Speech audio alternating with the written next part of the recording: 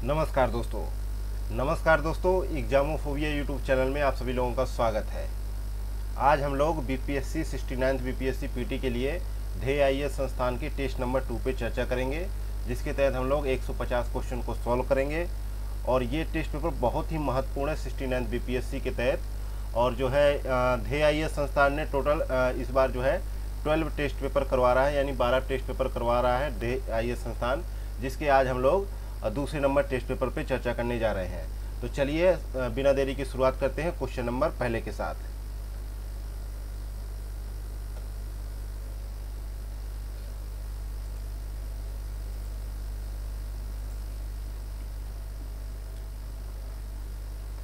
Question number पहला है, निम्नलिखित कथनों पर विचार कीजिए। पहला कथन है कि भारत में मानव का सर्वप्रथम साक्ष्य नर्मदा घाटी में अवस्थित हथनौरा नामक पुरास्थल से प्राप्त हुआ है। दूसरा कथन है कि भीमबेटका प्रागैतिहासिक शैल चित्रकला का श्रेष्ठ उदाहरण है। और तीसरा कथन है कि चिरांद नवपाषाणिक स्थल है जो बिहार के वैशाली जिला में स्थित है। अब इन कथनों को देख के आपको बताना है कि कौन सा कथन सही नहीं है। तो पहले कथन की बात करते हैं। तो ये जो है पहला कथन दे रखा है कि भारत में मानव का सर्वप्रथम साक्ष्य जो है नर्मदा घाटी में अवस्थित हथनौरा नामक पुरास्थल से प्राप्त हुआ है। और जो है भारत में मानव का सर्वप्रथम साक्ष्य जो है मध्य प्रदेश के पश्चिमी नर्मदा क्षेत्र में जो है हथनौरा नामक पुरास्थल से प्राप्त हुआ है। और इसकी खोज जो है अरुण सोनकिया द्वारा किया गया। कब किया गया? 1982 में।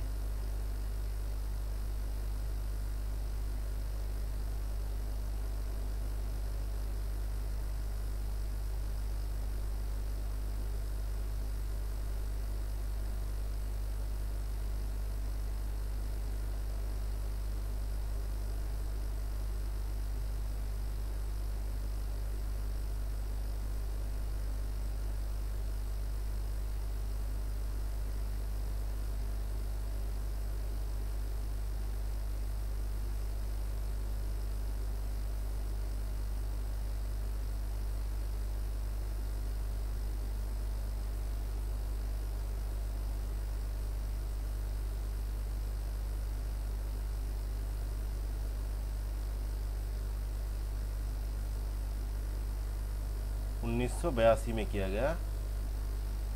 और जो है दूसरा कथन है कि भीमबेटका प्रागैतिहासिक शैल चित्रकला का श्रेष्ठ उदाहरण है। तो ये जो है भीमबेटका जो है कहाँ स्थित है? मध्य प्रदेश के रायसेन जिला में स्थित है। और इन गुफाओं में जीवन की विविध रंगों की पेंटिंग जो है मिली है। और इसमें जो है हाथी, सांबर, हिरण आदि के चित्र उपस्थित है। तो ये कथन भी सही है, ये भी सही है। अगला है कि चिरांद जो है नवपाषाणिक स्थल है जो बिहार के वैशाली में नहीं जबकि सारण जिले में है। सारण जिले में है। तो यहाँ पे तीसरा गलत हो जाएगा, तो सी ऑप्शन यहाँ पे सही जवाब होगा।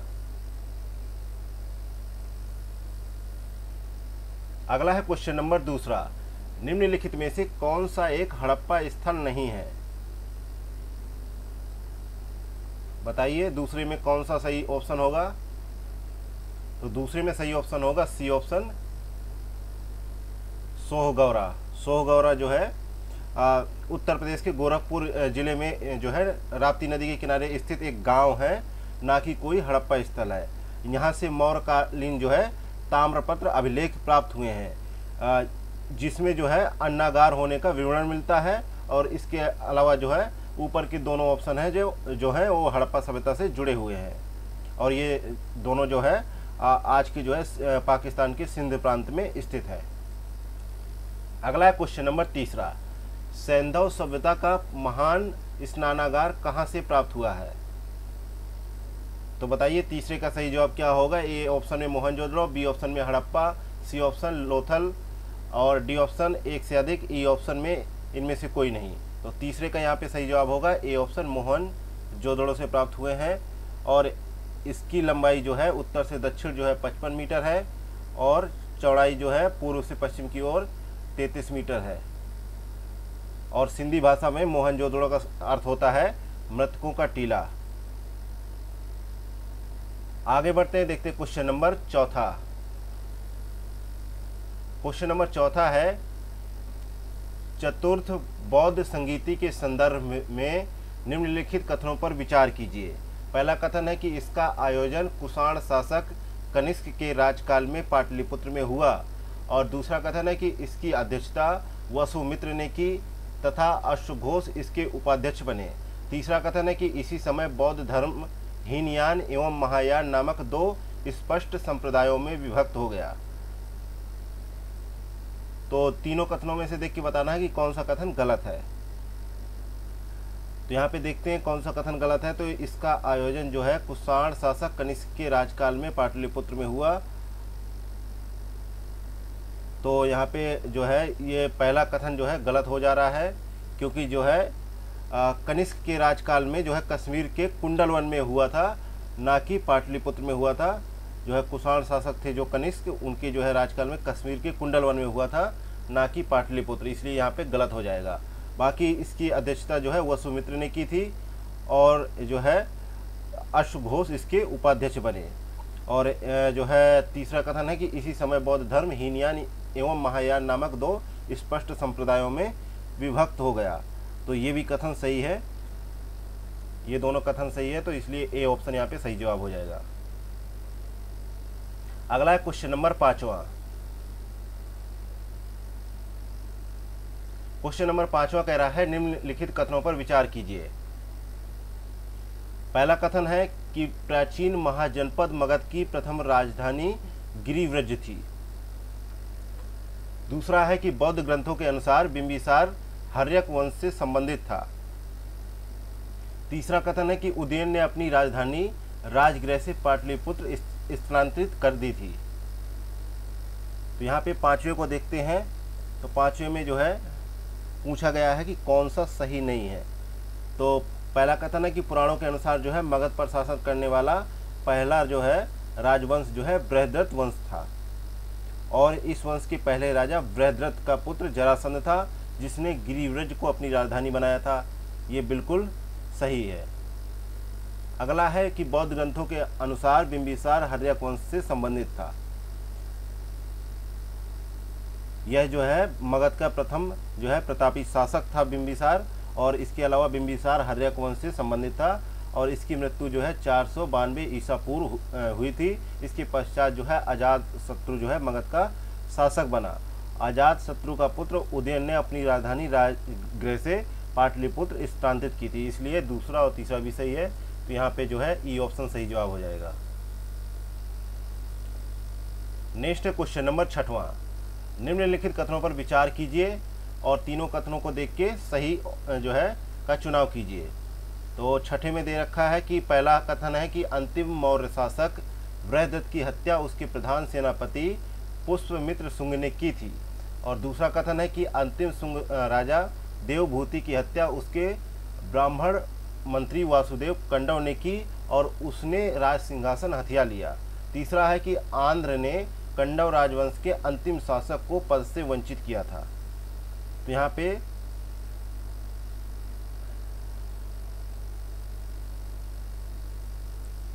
पे तीनों ही कथन सही है, पहला, दूसरा और तीसरा। तो यहाँ पे डी ऑप्शन सही जवाब हो जाएगा, क्योंकि एक से अधिक कथन सही है।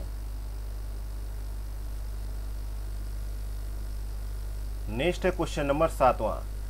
वैदिक नदी वितस्ता की पहचान निम्नांकित नदियों में से किस एक के साथ की जाती है? तो 7वें का यहाँ पे करेक्ट आंसर खोजना है। तो यहाँ पे सही जवाब क्या होगा? वैदिक नदी जो है वितस्ता की जो है पहचान जो है किस रूप में की जाती है? तो यहाँ पे सही जवाब होगा झेलम नदी, बी ऑप्शन सही जवाब है।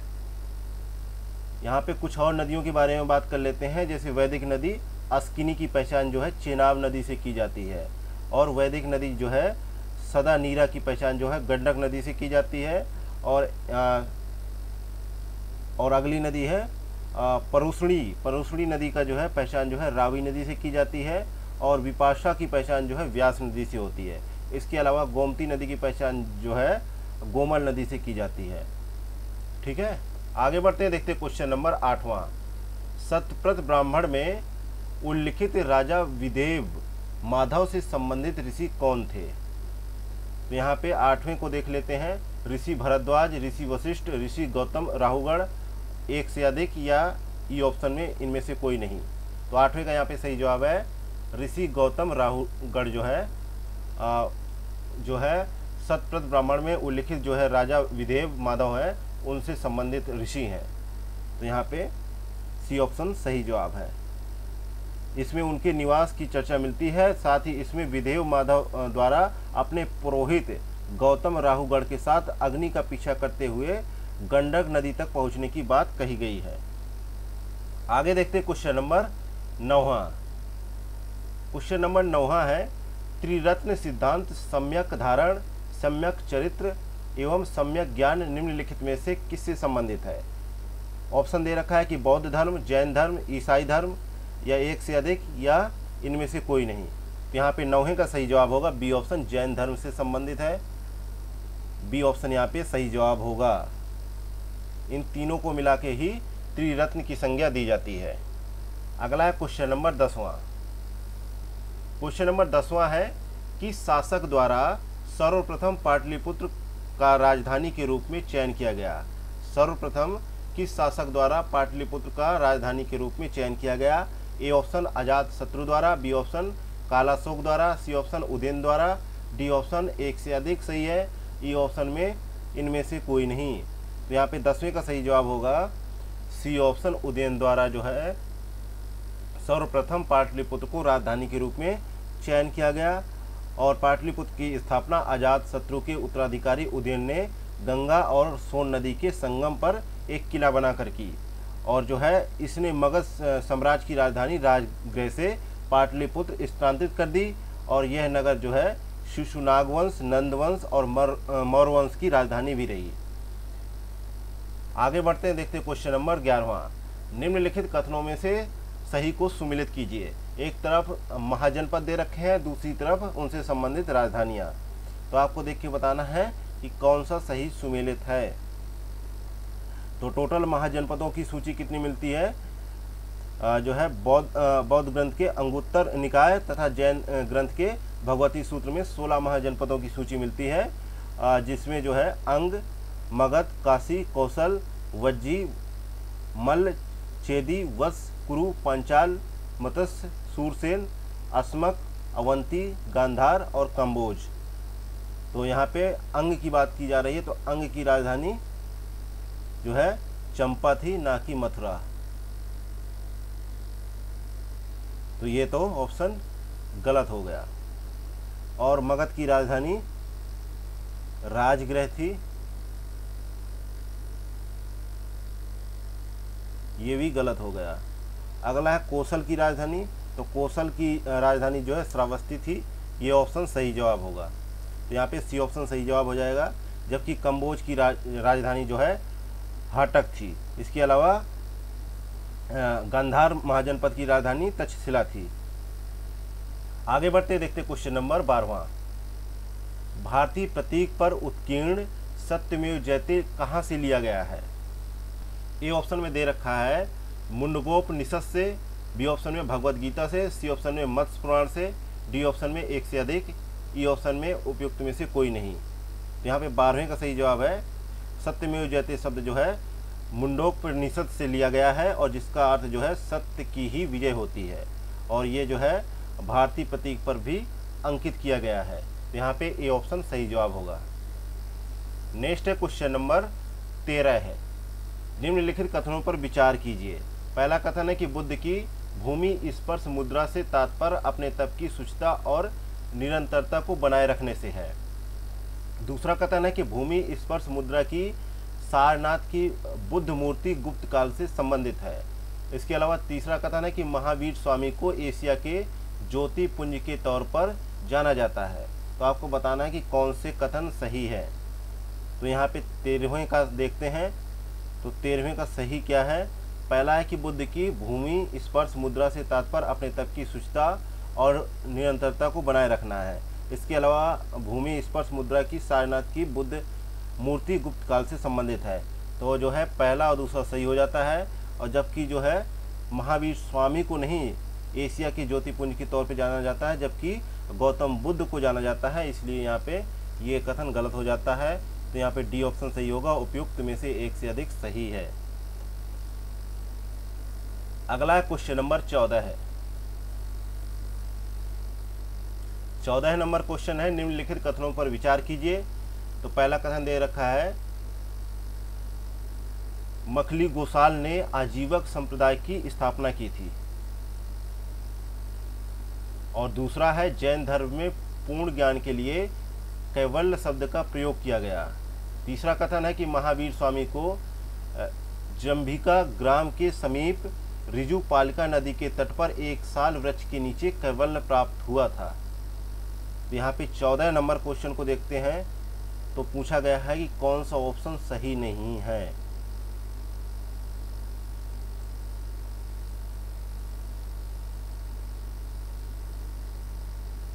मखली गोसाल ने आजीवक संप्रदाय की स्थापना की थी और इनका मत जो है नियतिवाद कहा जाता है। इसके अनुसार संसार की प्रत्येक वस्तु जो है भाग्य द्वारा पूर्व नियंत्रित एवं संचालित होती है। तो यहाँ पे पहला ऑप्शन जो है सही है। दूसरा जो है जैन धर्म में पूर्ण ज्ञान के लिए कैवल्य शब्द का प्रयोग किया गया, ये भी सही है। और महावीर स्वामी को 12 वर्षों की कठोर तपस्या तथा साधना के पश्चात जो है जंभिका ग्राम के समीप ऋजुपालिका नदी के तट पर 1 साल वृक्ष के नीचे कैवल्य यानी पूर्ण ज्ञान प्राप्त हुआ था। कैवल्य का मतलब होता है पूर्ण ज्ञान प्राप्त करना, ऊपर दिया गया है। तो यहाँ पे तीनों ही कथन सही हो जाते हैं, इसलिए यहाँ पे ई ऑप्शन सही होगा। गलत के लिए पूछा गया है ना, इसलिए ई ऑप्शन यहाँ पे सही होगा।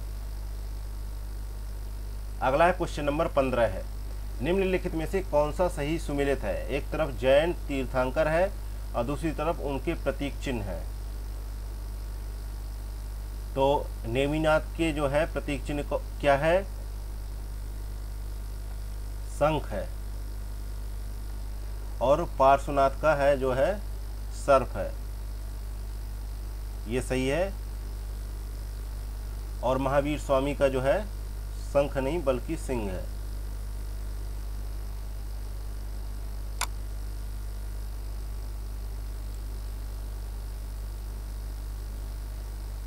तो यहाँ पे बी ऑप्शन सही जवाब होगा।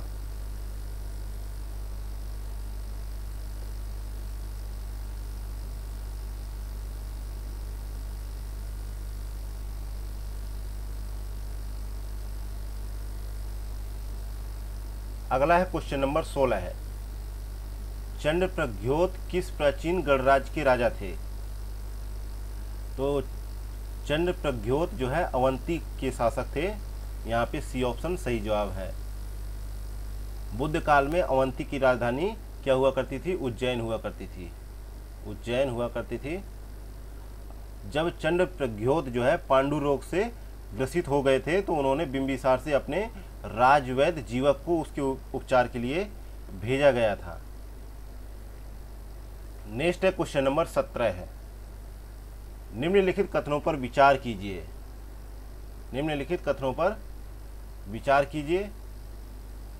पहला है कि मुद्रा राक्षस की रचना विशाखदत्त ने की थी। दूसरा है कि कालिदास द्वारा रचित मालविकाग्नि मित्र नाटक का नाटक जो है पुष्पमित्र शुंग है। इसके अलावा तीसरा है कि कालिदास जो है चंद्रगुप्त द्वितीय के दरबारी कवि थे। तो आपको बताना है कि कौन सा ऑप्शन गलत है, मतलब सही नहीं है। तो यहाँ पे 17 को देखते हैं। तो जो है मुद्रा राक्षस की रचना जो है विशाखदत्त ने की थी और इस पर जो है मौर्य इतिहास के बारे में प्रकाश डाला गया है, जिसमें जो है चंद्रगुप्त मौर्य के जीवन की जो है रचना की गई है। और इसमें जो है चंद्रगुप्त मौर्य को वृषल तथा कुलहीन कहा गया है, इसलिए यहाँ पे पहला ऑप्शन सही हो जाता है। दूसरा है कि कालिदास द्वारा रचित जो है मालविकाग्नि मित्र जो है 5 अंकों का नाटक है और जो है इसमें जो है मालविका और अग्निमित्र की जो है कथा जो है वर्णित है, ना कि पुष्पमित्र शुंग की। तो यहाँ पे ये गलत हो जाता है। तो बी ऑप्शन यहाँ पे सही जवाब है, क्योंकि जो है कालिदास जो है चंद्रगुप्त द्वितीय के दरबारी कवि थे, ये भी सही है। इन्होंने जो है मेघदूत, रघुवंशम, अभिज्ञान शकुंतलम और कुमार संभवम आदि रचनाएं भी इन्होंने ही, कालिदास ने ही की थी। अगला है क्वेश्चन नंबर 18। क्वेश्चन नंबर 18 है, निम्नलिखित कथनों पर विचार कीजिए। पहला कथन है कि दक्षिण भारत के मंदिरों के आकर्षक द्वार को गोपुरम कहते हैं, और दूसरा कथन है कि मीनाक्षी मंदिर का निर्माण पांड्यों ने अपनी राजधानी मदुरई में करवाया था। तीसरा है कि पुलकेशिन द्वितीय चालुक्य वंश का सबसे महान शासक था। अब इन कथनों को देख के बताना है कि कौन से कथन सही हैं। तो पहला कथन है कि दक्षिण भारत के मंदिरों के आकर्षक द्वार को गोपुरम कहते थे, और जो है क्योंकि जो है पांडव काल में जो है मंदिर काफ़ी छोटे होते थे, किंतु उनके प्रांगण के चारों ओर अनेक प्राचीर बनाए जाते थे तथा इनके प्रवेश द्वार को गोपुरम कहा जाता था। और जो है चोलकालीन वास्तुकला की विशेषता मंदिर नहीं होते थे बल्कि गोपुरम ही होते थे, इसलिए यहाँ पे पहला ऑप्शन सही हो जाता है। दूसरा है कि मीनाक्षी मंदिर का निर्माण जो है पांड्यों ने अपनी राजधानी मदुरई में करवाया था, ये भी कथन सही है। तीसरा है कि पुलकेशिन द्वितीय जो है चालुक्य वंश के शासकों में सर्वाधिक योग्य और शक्तिशाली था। उसने 610 ईस्वी से 642 ईस्वी तक शासन किया, और पुलकेशिन द्वितीय की उपलब्धियों का विवरण जो है ऐहोल अभिलेख से प्राप्त होता है, तो ये भी सही है, इसलिए यहाँ पे डी ऑप्शन सही होगा। अगला है क्वेश्चन नंबर 19। क्वेश्चन नंबर 19 कह रहा है कि निम्नलिखित में से कौन चोल प्रशासन की विशेषता थी। इन जो है पांचों ऑप्शन को देखिए और देख के बताइए कौन सा कथन सही होगा। तो यहाँ पे चोल प्रशासन की जो है उल्लेखनीय विशेषता थी स्वायत्त शासित ग्रामीण संस्थाओं के संचालन की, तो यहाँ पे सही जवाब होगा बी ऑप्शन, क्योंकि इस काल में जो है स्वायत्त शासन जो है पूर्णतः ग्रामों में ही क्रियान्वित किया जाता था। तो यहाँ पे बी ऑप्शन करेक्ट आंसर होगा। अगला है क्वेश्चन नंबर 20। प्राचीन नगर तक्षशिला निम्नलिखित में से किनके बीच स्थित था। तो 20 का यहाँ पे सही जवाब है ए ऑप्शन, सिंधु तथा झेलम नदी के मध्य स्थित था। ए ऑप्शन यहाँ पे सही जवाब है, और तक्षशिला की इतिहास में प्रसिद्धि के कारण उसका जो है ख्याति प्राप्त जो है शिक्षा केंद्र है, शिक्षा केंद्र माना जाता है तक्षशिला का जो प्रसिद्धि है। अगला है क्वेश्चन नंबर 21। मोढेरा का सूर्य मंदिर किस राज्य में स्थित है। तो मोढेरा का सूर्य मंदिर जो है गुजरात में स्थित है, और इसे जो है सोलंकी वंश के राजा भीमदेव प्रथम द्वारा बनवाया गया था। यहाँ पे बी ऑप्शन करेक्ट आंसर होगा। अगला है क्वेश्चन नंबर 22। निम्नलिखित में से कौन शासक पृथ्वीराज चौहान के नाम से प्रसिद्ध है। आपको बताना है इनमें से कौन सा शासक जो है पृथ्वीराज चौहान के नाम से प्रसिद्ध है। तो अजमेर के शासक थे जो पृथ्वीराज तृतीय, इनको ही जो है पृथ्वीराज चौहान के नाम से जाना जाता है, जिसने 1191 ईस्वी में तराइन के प्रथम युद्ध में मोहम्मद गोरी को पराजित किया, परंतु 1192 ईस्वी में तराइन के द्वितीय युद्ध में उनकी पराजय भी हुई।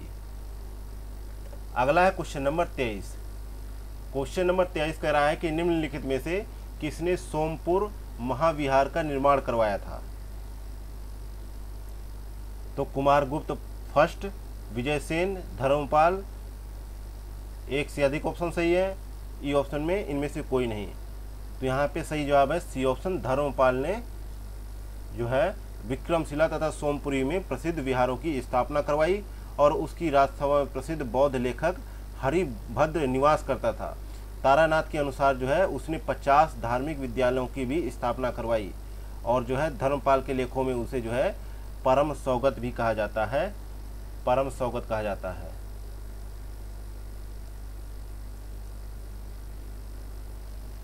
अगला है क्वेश्चन नंबर 24। मध्यकालीन भारत के आर्थिक इतिहास के संदर्भ में शब्द अर्घट्टा किसे निरूपित करता है।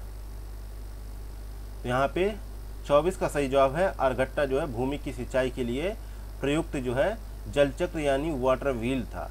तो यहाँ पे सही जवाब क्या होगा, ए ऑप्शन सही जवाब होगा। नेक्स्ट है क्वेश्चन नंबर 25। निम्नलिखित में से किस मध्यकालीन शासक ने सार्वजनिक वितरण प्रणाली प्रारंभ की थी।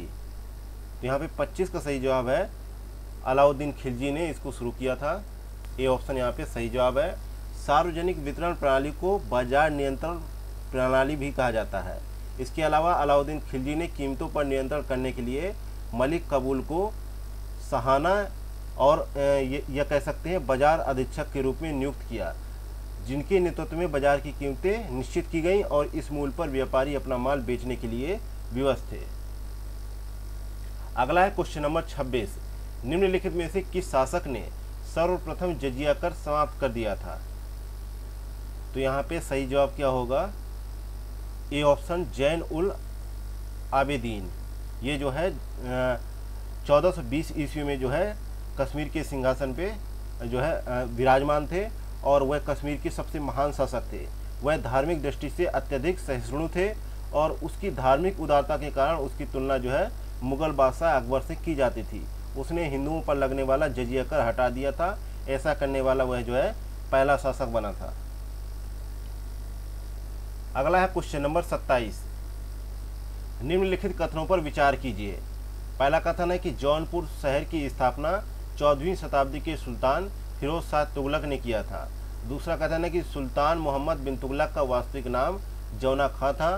तीसरा है कि जौनपुर राज्य का अंतिम शासक हुसैन शाह सरकी था। तो आपको बताना है कि कौन सी कथन यहाँ पे गलत है। 27 में देख के बताना है। तो यहाँ पे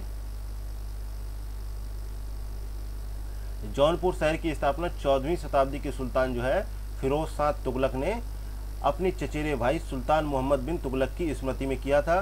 तो यहाँ पे पहला ऑप्शन सही है। और सुल्तान मोहम्मद बिन तुगलक का वास्तविक नाम जौना खां था, ये भी सही है। और 1394 ईस्वी में मलिक सरवर ने जौनपुर में स्वतंत्र सरकी साम्राज्य की स्थापना की थी। सरकी शासकों ने लगभग 85 वर्षों तक स्वतंत्रतापूर्व शासन किया, किंतु 1479 में बहलोल लोदी ने इसके अंतिम शासक हुसैन शाह सरकी को पराजित कर जौनपुर को पुनः दिल्ली सल्तनत का अंग बना लिया था। हालांकि जौनपुर को भारत का सिराज भी कहा जाता है। तो जौनपुर राज्य का अंतिम शासक जो है हुसैन शाह सरकी था, ये भी सही है। तो यहाँ पे डी ऑप्शन सही जवाब हो जाएगा। उपयुक्त में से एक से अधिक जो है, तो यहाँ पे गलत के लिए पूछा गया है, तो यहाँ पे डी नहीं, ई ऑप्शन सही होगा। उपयुक्त में से कोई नहीं। अगला है क्वेश्चन नंबर 28। किताब उल हिंद रचना के प्रसिद्ध लेखक का क्या नाम था? तो यहाँ पे 27 का सही जवाब है सी ऑप्शन, अल बरूनी था। किताब उल हिंद की रचना अल बरूनी ने की थी और जो है अरब से आने वाले यात्रियों में अल बरूनी काफ़ी प्रमुख माना जाता है और इसका वास्तविक नाम जो है अबू रेहान था। अगला है क्वेश्चन नंबर 29। निम्नलिखित में से किसने महमूद गजनी के हमले के बाद सोमनाथ मंदिर का पुनः निर्माण करवाया था? तो यहाँ पे 29 का सही जवाब है महमूद गजनवी के सोमनाथ मंदिर पर आक्रमण जो है कब किया था? 1026 ईस्वी के समय। यहाँ का शासक जो है भीमदेव जो है प्रथम थे। बी ऑप्शन सही जवाब है। और महमूद गजनवी मंदिर से संपत्ति लूटकर वापस लौट गया और महमूद गजनवी की जाने के बाद भीमदेव प्रथम ने सोमनाथ मंदिर का पुनः निर्माण करवाया था। और बात करें भीमदेव प्रथम की जो है, तो इन्होंने जो है 1022 से 63 तक शासन किया। अगला है क्वेश्चन नंबर 30। किस सुल्तान ने जमीन में फसल की नपाई का आधा राजस्व के रूप में दावा किया था?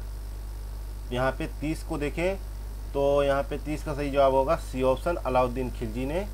सी ऑप्शन यहाँ पे सही जवाब है। उसने उपज का 1/2 भाग राजस्व के रूप में वसूलना आरंभ किया और वह दिल्ली सल्तनत का प्रथम सुल्तान था जिसने पैमाइश एवं प्रति बिस्वा उपज के आधार पर भूमि राजस्व निर्धारित करने की नीति अपनाई, जबकि सुल्तान मोहम्मद बिन तुगलक के केवल दुआब में अनुमान के आधार पर उपज का आधा भाग राजस्व के रूप में वसूलने का आदेश दिया था। लेकिन कुछ रीजन थे, जैसे कि किसानों के विद्रोह के कारण कालांतर में उसने राजस्व वृद्धि का यह आदेश जो है वापस ले लिया था। अगला है क्वेश्चन नंबर 31। पानीपत के तीसरे युद्ध में निम्न में से किसने मराठों को हराया था? तो यहाँ पे 31 का सही जवाब है ए ऑप्शन, अफगानों ने जो है मराठों को हराया था। ए ऑप्शन सही जवाब है। अफगानों की जो है जो अफगान थे उनमें से एक थे अहमद शाह अब्दाली। पानीपत के युद्ध की बात करें तो पानीपत का जो है तीसरा युद्ध 14 जनवरी 1761 को मराठों और अहमद शाह अब्दाली के बीच हुआ था और मराठा सेना का नेतृत्व जो है सदाशिवराव भाऊ ने किया था और इस युद्ध में मराठे पराजित हो गए थे।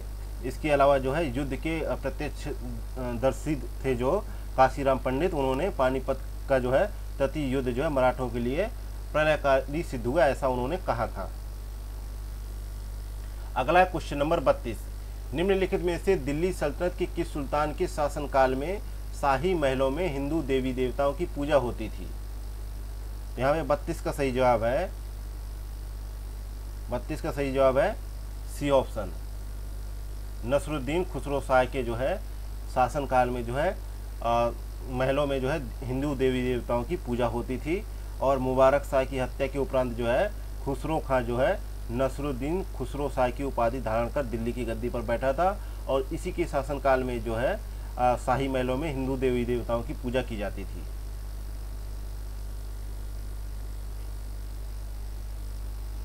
नेक्स्ट है क्वेश्चन नंबर 33। निम्नलिखित कथनों पर विचार कीजिए।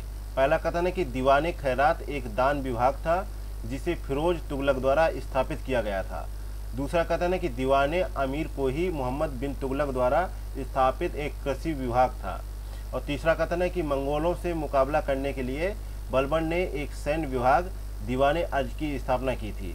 तो आपको ये देख के बताना है कि कौन सा कथन सही नहीं है। तो दीवाने खैरात एक दान विभाग था जिसे फिरोज तुगलक द्वारा स्थापित किया गया था और इसका कार्य जो है गरीब मुस्लिम कन्याओं का विवाह करना, विधवाओं तथा अनाथों की मदद करना था।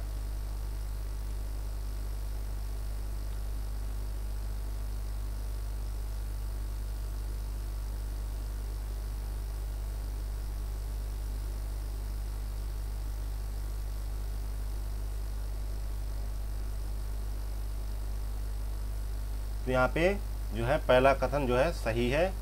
दूसरा कथन है कि दीवाने अमीर को ही मोहम्मद बिन तुगलक द्वारा स्थापित एक कृषि विभाग था। इसका कार्य जो है भूमि का विस्तार करना तथा माल गुजारी व्यवस्था को सुदृढ़ करना था।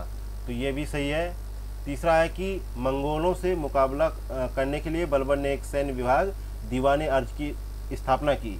बलबन ने अपना सेना मंत्री जो है इमाम उल मुल्क को बनाया था जो अत्यंत ईमानदार और परिश्रमी व्यक्ति था। बलबन ने उसे वजीर के आर्थिक नियंत्रण से मुक्त रखा ताकि उसे धन की कमी ना हो। तो ये भी सही है। तो यहाँ पे गलत के लिए पूछा गया था तो ई ऑप्शन यहाँ पे सही जवाब हो जाएगा। नेक्स्ट है क्वेश्चन नंबर 34। मध्यकालीन भारत में शब्द जो है फवाजिल किसे निर्दिष्ट करता है? तो यहाँ पे जो है 34 का सही जवाब है, 34 का सही जवाब है बी ऑप्शन, अधिशेष भू राजस्व को निर्दिष्ट करता है। बी ऑप्शन करेक्ट आंसर है। अगला है क्वेश्चन नंबर 35। दिल्ली के किस सुल्तान के विषय में कहा गया है कि उसने रक्त और लौ की नीति अपनाई थी? तो यहाँ पे 35 का सही जवाब है बलबन ने जो है रक्त और लौ की नीति अपनाई थी। तो यहाँ पे ऑप्शन में देखते हैं बी ऑप्शन सही जवाब है, बलबन ने इस नीति को अपनाया था। इसके अलावा बलबन के राजस्व सिद्धांत को जो है राजस्व सिद्धांत की जो है दो मुख्य विशेषता थी। पहली यह थी कि सुल्तान का पद जो है ईश्वर के द्वारा प्रदत्त होता है और दूसरा ये था कि सुल्तान का निरंकुश होना आवश्यक है। ये उसके जो है राजस्व सिद्धांत की दो विशेषताएं थी। अगला है क्वेश्चन नंबर 36। निम्नलिखित कथनों पर विचार कीजिए। पहला है कि हम्पी के खंडहर विजयनगर साम्राज्य की प्राचीन राजधानी का प्रतिनिधित्व करते हैं। दूसरा है कि हम्पी जो है यूनेस्को की विश्व विरासत स्थलों की सूची में भी सम्मिलित है। तीसरा है कि विजयनगर साम्राज्य की स्थापना हरिहर तथा बुक्का ने की थी। तो आपको ये बताना है कि कौन सा ऑप्शन सही नहीं है। तो यहाँ पे पहला भी सही है, दूसरा भी सही है और जो है हरिहर बुक्का ने विजयनगर साम्राज्य की स्थापना 1336 ईस्वी में की थी और उसके पिता जो है संगम के नाम पर उसका जो है वंश जो है संगम वंश कहलाया था। तो यहाँ पे जो है ई ऑप्शन सही हो जाएगा क्योंकि गलत तो कोई है ही नहीं। अगला है क्वेश्चन नंबर 37। भारत के किस मध्यकालीन शासक ने एकता व्यवस्था प्रारंभ की थी? तो यहाँ पे 37 का सही जवाब हो जाएगा इल्तुतमिश ने जो है एकता व्यवस्था शुरू की थी। ये भूमि का एक विशेष खंड होता था जो सैनिक या सैनिक अधिकारियों को प्रदान किया जाता था, किंतु वे इस भूभाग के मालिक नहीं होते थे, वे केवल लगान का ही उपभोग कर सकते थे। अगला है क्वेश्चन नंबर 38, दिल्ली स्थित पुराना किला के भवनों का निर्माण किसने करवाया था? तो दिल्ली स्थित जो है पुराना किला के भवनों का निर्माण शेर शाह सूरी द्वारा करवाया गया था। बी ऑप्शन यहाँ पे करेक्ट आंसर है। इसके अलावा उन्होंने शेर मंडल आदि भवनों का, शेर मंडल, किला, एक कोहिना मस्जिद, इन सभी का शेर शाह द्वारा निर्माण करवाया गया। अगला है क्वेश्चन नंबर 39, सुलह ए कुल का सिद्धांत किसके द्वारा प्रतिपादित किया गया था? तो 39 का यहाँ पे सही जवाब है कि जो है ये सिद्धांत जो है अकबर द्वारा प्रतिपादित किया गया था। बी ऑप्शन सही जवाब है। अकबर की धार्मिक नीति का जो है मुख्य उद्देश्य ही यही था कि सार्वभौमिक सहिष्णुता, और इसे जो है सुलह एक कुल की नीति अर्थात सभी के साथ शांतिपूर्ण व्यवहार का सिद्धांत भी कहा जाता था। अकबर ने इस्लामी सिद्धांत के स्थान पर सुलह एक कुल की नीति अपनाई और 1582 ईस्वी में उसने सभी धर्मों में सामंजस्य स्थापित करने के लिए दीन इलाही नामक एक नया ग्रंथ भी प्रतिपादित किया। इसके अलावा अकबर की सुलह कुल की नीति राजनीतिक उदारता एवं धार्मिक सहनशीलता के साथ साथ उसके उदारवादी सांस्कृतिक दृष्टिकोण को भी प्रदर्शित करती है। अगला है क्वेश्चन नंबर 40, मध्यकालीन भारत में मनसबदारी प्रथा खास तौर पर इसलिए चालू की गई ताकि क्या हो सके? तो यहाँ पे 40 का सही जवाब है ताकि साफ सुथरा प्रशासन लागू हो सके, इसलिए जो है मनसबदारी प्रथा चालू की गई। ए ऑप्शन यहाँ पे सही जवाब है। और जो है ये व्यवस्था का प्रचलन जो है मुगल शासक अकबर द्वारा किया गया, और जो है इसका उद्देश्य तो आपको बता ही दिया कि साफ सुथरा प्रशासन लागू हो सके, इसलिए इसको शुरू किया गया था। अगला है क्वेश्चन नंबर 41, हुगली को बंगाल की खाड़ी में समुद्री लूटपाट के लिए किसने अड्डा बनाया था? तो यहाँ पे 41 का सही जवाब है, पुर्तगालियों ने इसको अड्डा बनाया था। ए ऑप्शन यहाँ पे करेक्ट आंसर है। अगला है क्वेश्चन नंबर 42, निम्नांकित में से यानी निम्नलिखित में से कौन फराजी विद्रोह का नेता था? तो 42 का सही जवाब है, फराजी विद्रोह का नेता जो है दादू मियाँ थे। बी ऑप्शन सही जवाब है। फराजी लोग जो है बंगाल के फरीदपुर के हाजी शरीयतुल्लाह द्वारा चलाए गए संप्रदाय के अनुयायी थे। ये लोग अनेक धार्मिक, सामाजिक और राजनीतिक परिवर्तनों का प्रतिनिधित्व कर रहे थे। इसके अलावा हाजी शरीयतुल्लाह के पुत्र जो है दादू मियाँ ने बंगाल से अंग्रेज़ों को निकालने की योजना बनाई, और ये आंदोलन जो है 1788 से 1862 ईस्वी के दौरान चलता रहा। अंत में इस संप्रदाय के अनुयायी जो है वहाबी दल में भी सम्मिलित हो गए।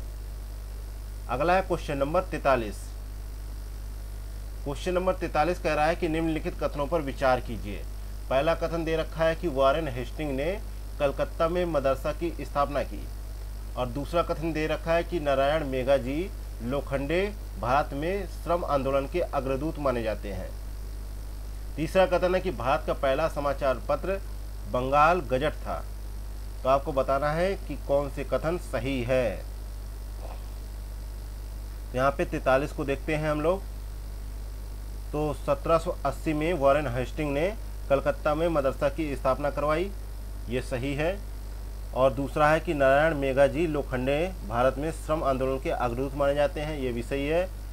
और भारत का पहला समाचार पत्र जो है बंगाल गजट था, ये भी सही है।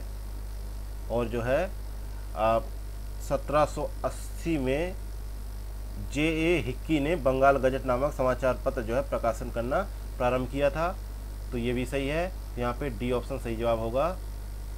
तीनों ऑप्शन सही है।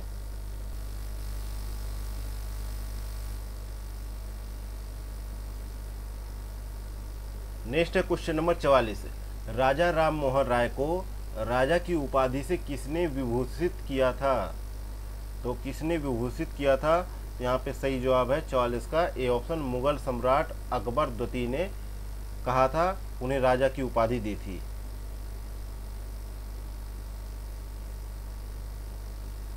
नेक्स्ट है क्वेश्चन नंबर 45, निम्नलिखित भारतीय नेताओं में से कौन एक ब्रिटिश द्वारा इंडियन सिविल सर्विसेज से बर्खास्त किया गया था? निम्नलिखित नेताओं में से बताना है कि कौन एक जो है ब्रिटिश द्वारा इंडियन सिविल सर्विसेज से बर्खास्त किया गया था। तो यहाँ पे 45 का सही जवाब है। तो यहाँ पे 45 का सही जवाब है बी ऑप्शन, सुरेंद्रनाथ बनर्जी को जो है बर्खास्त किया गया था, जिन्होंने ICS परीक्षा उत्तीर्ण की थी और इनकी प्रथम नियुक्ति जो है सिलहट में असिस्टेंट मजिस्ट्रेट के रूप में की गई थी। इसके अलावा सुरेंद्रनाथ बनर्जी को 1874 में पद से हटा दिया गया। अगला है क्वेश्चन नंबर 46, निम्नलिखित में से किसे इंग्लैंड में अंग्रेज अधिकारियों की हत्या के आरोप में फांसी की सजा मिली थी? तो यहाँ पे 46 का सही जवाब है सी ऑप्शन, मदन लाल ढींगरा तथा ऊधम सिंह को जो है फांसी की सजा मिली थी इंग्लैंड में। मदन लाल ढींगरा ने 1 जुलाई 1909 को लंदन में भारतीय राष्ट्रीय संघ की बैठक में भारत राज्य सचिव के सलाहकार कर्जन वैली को गोलियों से भून दिया था। इसके लिए उन्हें जो है फांसी की सजा दी गई। इसके अलावा ऊधम सिंह ने जालियांवाला बाग में हत्या के अप्रत्यक्ष रूप से जिम्मेदार तत्कालीन पंजाब के गवर्नर माइकल ओडायर की लंदन में मार्च 1940 में हत्या कर दी थी, जिसके लिए उन्हें फांसी की सजा मिली थी। अगला है क्वेश्चन नंबर 47, सत्य शोधक समाज की स्थापना किसने की थी? तो यहाँ पे सही जवाब है बी ऑप्शन, ज्योतिबा फुले ने सत्य शोधक समाज की स्थापना की। कब की? 1873 ईस्वी में। हालांकि उन्होंने सत्य शोधक समाज से पहले भी भारत में सामाजिक और धार्मिक सुधार आंदोलन चलाए, और लेकिन जो है ये जो है एक सत्य शोधक समाज जो है सभी आंदोलनों से एक विशिष्ट स्थान रखता है, क्योंकि इसमें जो है ऊंचे वर्णों एवं श्रेणियों के प्रति पिछड़ी जातियों का विद्रोह काफ़ी प्रमुख रूप से माना जाता है।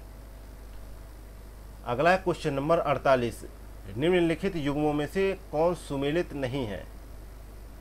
पहला है कि राजा राम मोहन राय का संबंध जो है ब्रह्म समाज से है, उन्होंने ब्रह्म समाज की स्थापना की, इसलिए ये जो है सही है। स्वामी दयानंद सरस्वती ने आर्य समाज की स्थापना की, ये भी सही है।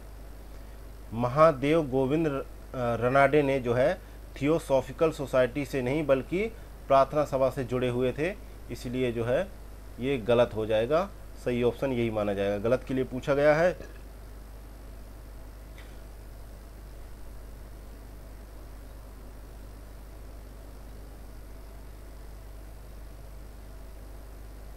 बल्कि थियोसॉफिकल सोसाइटी से जो है एनी बेसेंट जुड़ी थी, और जो है प्रार्थना समाज के संस्थापक जो है आत्माराम पांडुरंग थे। अगला है क्वेश्चन नंबर 49, 1921 का मोपला विद्रोह कहाँ हुआ था? तो 1921 का मोपला विद्रोह जो है केरल के मालाबार क्षेत्र में हुआ था, तो यहाँ पे बी ऑप्शन सही जवाब है। यहाँ पर जो है काश्तकार जो है अधिकतर बटाईदार मुसलमान थे तथा जमींदार जो है अधिकतर हिंदू थे। यह आंदोलन जो है जमींदारों के शोषण के खिलाफ हुआ था। अगला है क्वेश्चन नंबर 50, भारतीय राष्ट्रीय कांग्रेस के किस अधिवेशन में महात्मा गांधी को चंपारण के किसानों की समस्याओं से अवगत कराया गया था? यहाँ पे 50 का सही जवाब है ए ऑप्शन, लखनऊ अधिवेशन 1916 में उन्हें जो है इस समस्या से अवगत कराया गया था। इस दौरान उनकी जो है मुलाकात जो है राजकुमार शुक्ल से हुई थी, जिन्होंने उन्हें चंपारण के किसानों की समस्याओं से भी अवगत करवाया। अगला है क्वेश्चन नंबर 51। क्वेश्चन नंबर 51 कह रहा है कि निम्नलिखित कथनों पर विचार कीजिए। पहला है कि स्वदेशी आंदोलन के दौरान अश्विनी कुमार दत्त ने स्वदेश बांधव समिति की स्थापना की थी। दूसरा कथन है कि कांग्रेस के बनारस अधिवेशन 1905 में स्वदेशी और बहिष्कार आंदोलन का अनुमोदन किया गया। तीसरा है कि 1833 के चार्टर एक्ट में ईसाई मिशनरियों को धर्म प्रचार की छूट दी गई। तो यहाँ पे जो है देख लेते हैं 51 का।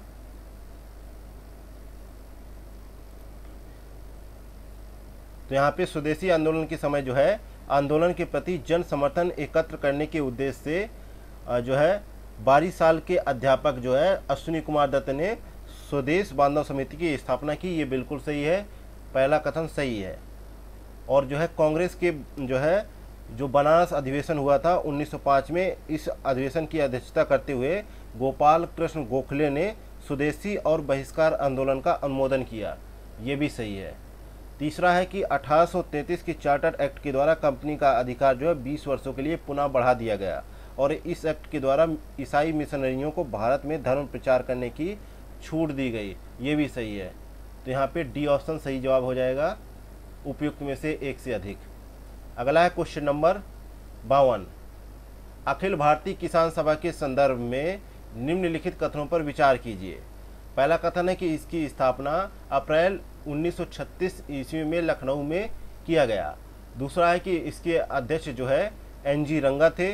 तीसरा है कि स्वामी सहजानंद सरस्वती को इसका महासचिव नियुक्त किया गया था। तो यहाँ पे देखते हैं कौन सा सही होगा। तो अखिल भारतीय किसान सभा की स्थापना 11 अप्रैल 1936 को लखनऊ में किया गया, ये सही है। इसके अध्यक्ष जो है स्वामी सहजानंद सरस्वती थे, ना कि NG रंगा। NG रंगा जो है इसके महासचिव थे, इसलिए ये दोनों गलत हो जाएंगे। तो यहाँ पे ए ऑप्शन सही होगा। अगला है क्वेश्चन नंबर 53।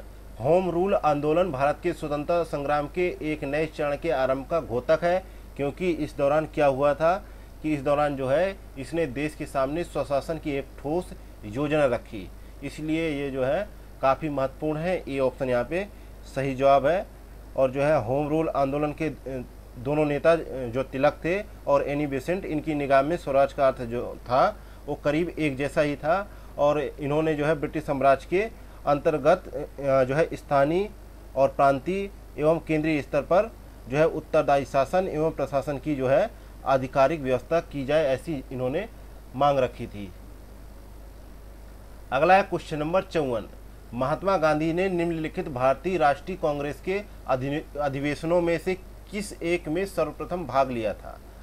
महात्मा गांधी ने निम्नलिखित भारतीय राष्ट्रीय कांग्रेस के अधिवेशनों में से किस एक में भाग लिया था? तो 54 का यहाँ पे सही जवाब है, वो भी सर्वप्रथम भाग लिया था, तो ये बताना है आपको। तो 54 का यहाँ पे सही जवाब है। उन्होंने कलकत्ता अधिवेशन हुआ था 1901 में, उसमें उन्होंने सर्वप्रथम भाग लिया था। अगला है क्वेश्चन नंबर 55। चंपारण कृषि जांच समिति का सदस्य निम्नलिखित में से कौन नहीं था? तो 55 का यहाँ पे सही जवाब है कि चंपारण कृषि जांच समिति के अध्यक्ष जो है FG सिलाई थे, तो ये तो अध्यक्ष हो गए। और जो है इसके सदस्य जो है महात्मा गांधी, DJ रीड ये भी सदस्य थे, और महात्मा गांधी भी थे। तो यहाँ पे नहीं के लिए पूछा है, तो ई ऑप्शन यहाँ पे सही जवाब होगा। बाकी सदस्य जो है राजा हरिप्रसाद नारायण सिंह और G रैनी, ये जो है सम्मिलित थे इसमें, और LC अदामी भी इसमें सम्मिलित थे। अगला है क्वेश्चन नंबर 56। कम्युनिस्ट इंटरनेशनल का सदस्य बनने वाला पहला भारतीय कौन था? तो कम्युनिस्ट इंटरनेशनल की स्थापना मार्च जो है 1919 में व्लादिमीर लेनिन और रूसी बोल्शेविक पार्टी द्वारा किया गया था, और जो है MN राय लेनिन के निमंत्रण पर मॉस्को गए तथा कम्युनिस्ट इंटरनेशनल के सदस्य बने। तो यहाँ पे ए ऑप्शन सही जवाब हो जाएगा। कम्युनिस्ट इंटरनेशनल के सदस्य बनने वाले वे पहले भारतीय थे। अगला है क्वेश्चन नंबर 57। क्वेश्चन नंबर 57 कह रहा है कि जब रॉलेट एक्ट पारित हुआ था उस समय भारत का वायसराय कौन था? तो उस समय जो है भारत के वायसराय जो है लॉर्ड चेम्सफोर्ड थे, जिनका कार्यकाल जो है 1916 से 1921 के मध्य जो है रहा। तो यहाँ पे सी ऑप्शन सही जवाब हो जाएगा। इन्हीं के कार्यकाल में 1919 में रॉलेट एक्ट पारित हुआ। अगला है क्वेश्चन नंबर 58। वर्ष 1919 में अखिल भारतीय खिलाफत सम्मेलन का अध्यक्ष किसे चुना गया था? तो 58 का यहाँ पे सही जवाब है, महात्मा गांधी को चुना गया था। ये ऑप्शन सही जवाब होगा।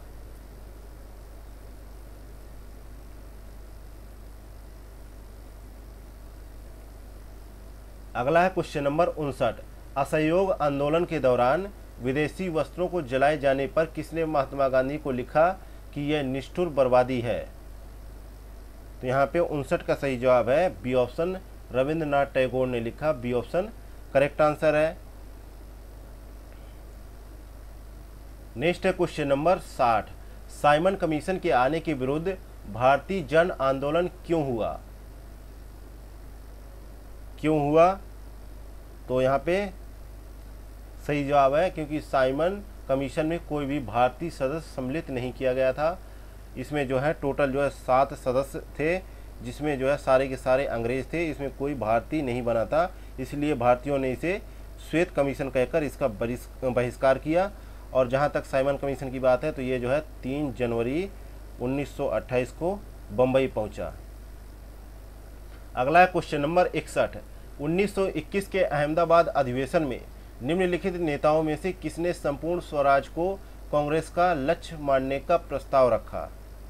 तो यहाँ पे 61 का सही जवाब है ए ऑप्शन, हसरत मोहानी ने जो है ये प्रस्ताव रखा। ए ऑप्शन सही जवाब है। और जो है 1921 में कांग्रेस के अहमदाबाद अधिवेशन में अध्यक्ष थे सीआर दास, किंतु उनके जेल में होने के कारण हकीम अजमल खां ने इस अधिवेशन की अध्यक्षता की। और वर्ष 1921 के अहमदाबाद अधिवेशन में मौलाना हसरत मोहानी ने प्रस्तावित किया कि स्वराज को सभी प्रकार के विदेशी नियंत्रण से मुक्त संपूर्ण स्वतंत्रता या संपूर्ण स्वराज के रूप में परिभाषित किया जाए और इसे कांग्रेस का लक्ष्य माना जाए। अगला है क्वेश्चन नंबर 62। दांडी यात्रा के साथ निम्नलिखित में से कौन सा आंदोलन प्रारंभ हुआ था? तो दांडी यात्रा के साथ में जो है सविनय अवज्ञा आंदोलन प्रारंभ हुआ था। सी ऑप्शन यहाँ पे करेक्ट आंसर है। बाकी दांडी मार्च जो है 12 मार्च 1930 को प्रारंभ हुआ और जो है महात्मा गांधी ने प्रारंभ किया और उन्होंने साबरमती आश्रम से चुने हुए साथियों के साथ जो है इस सत्याग्रह के लिए कूच किया। और 24 दिनों की लंबी यात्रा के बाद उन्होंने 6 अप्रैल 1930 को दांडी में सांकेतिक रूप से नमक कानून भंग किया और जो है इस कानून को तोड़कर उन्होंने औपचारिक रूप से सविनय अवज्ञा आंदोलन का शुभारंभ किया। और यह आंदोलन जो है गांधी जी के नेतृत्व में पूरे भारतवर्ष में फैल गया। अगला है क्वेश्चन नंबर 63। गांधी इरविन समझौते के हस्ताक्षरित होने में किसने महत्वपूर्ण भूमिका निभाई थी? तो यहाँ पे 63 का सही जवाब है बी ऑप्शन, तेज बहादुर सप्रू ने महत्वपूर्ण भूमिका निभाई थी। जो है बी ऑप्शन यहाँ पे करेक्ट आंसर है। सविनय अवज्ञा आंदोलन के विस्तारित होते स्वरूप को देखते हुए वायसराय इरविन ने देश में सौहार्द का वातावरण उत्पन्न करने के उद्देश्य से 26 जनवरी 1931 को गांधी जी को जेल से रिहा कर दिया। इसके पश्चात तेज बहादुर सप्रू और एम.आर. जयकर के प्रयत्नों से गांधी एवं इरविन के मध्य जो है फरवरी 1931 में दिल्ली में वार्ता आरंभ हुई और 5 मार्च 1931 को दोनों के मध्य एक समझौता हुआ जो गांधी इरविन समझौते के नाम से जाना जाता है। इस समझौते के परिप्रेक्ष्य में सरोजिनी नायडू ने गांधी और इरविन को 2 महात्माओं की संज्ञा प्रदान की थी, यानी संज्ञा प्रदान की थी। नेक्स्ट है क्वेश्चन नंबर 64। 1931 में भारतीय राष्ट्रीय कांग्रेस के कराची अधिवेशन में किसने मूल अधिकारों तथा आर्थिक कार्यक्रम का संकल्प जो है प्रस्तुत किया था? तो यहाँ पे 64 का सही जवाब है, 64 का सही जवाब है बी ऑप्शन, पंडित जवाहरलाल नेहरू ने प्रस्तुत किया था। बी ऑप्शन करेक्ट आंसर है। इसमें जो है एम.एन. राय जो है उनके सहयोगी थे और जो है ये जो है प्रस्तुत किया था पंडित जवाहरलाल नेहरू ने। अगला है क्वेश्चन नंबर 65। निम्नलिखित में से किस भारतीय नेता ने लंदन में प्रथम गोलमेज कॉन्फ्रेंस में भाग लिया था? तो यहाँ पे 65 का सही जवाब है डी ऑप्शन, क्योंकि जो है मौलाना मोहम्मद अली और भीमराव अंबेडकर और महात्मा गांधी तीनों ने इसमें भाग लिया था। तो डी ऑप्शन यहाँ पे सही जवाब है। इसमें जो है इस सम्मेलन में 89 प्रतिनिधियों ने भाग लिया और इसमें जो है कांग्रेस ने भाग नहीं लिया था।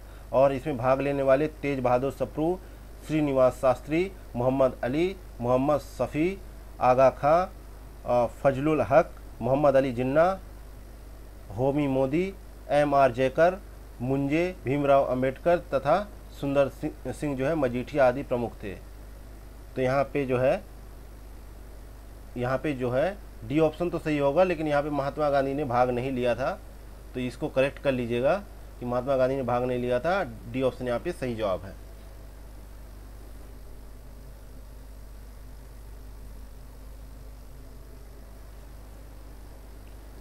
आगे बढ़ते हैं, देखते हैं क्वेश्चन नंबर 66।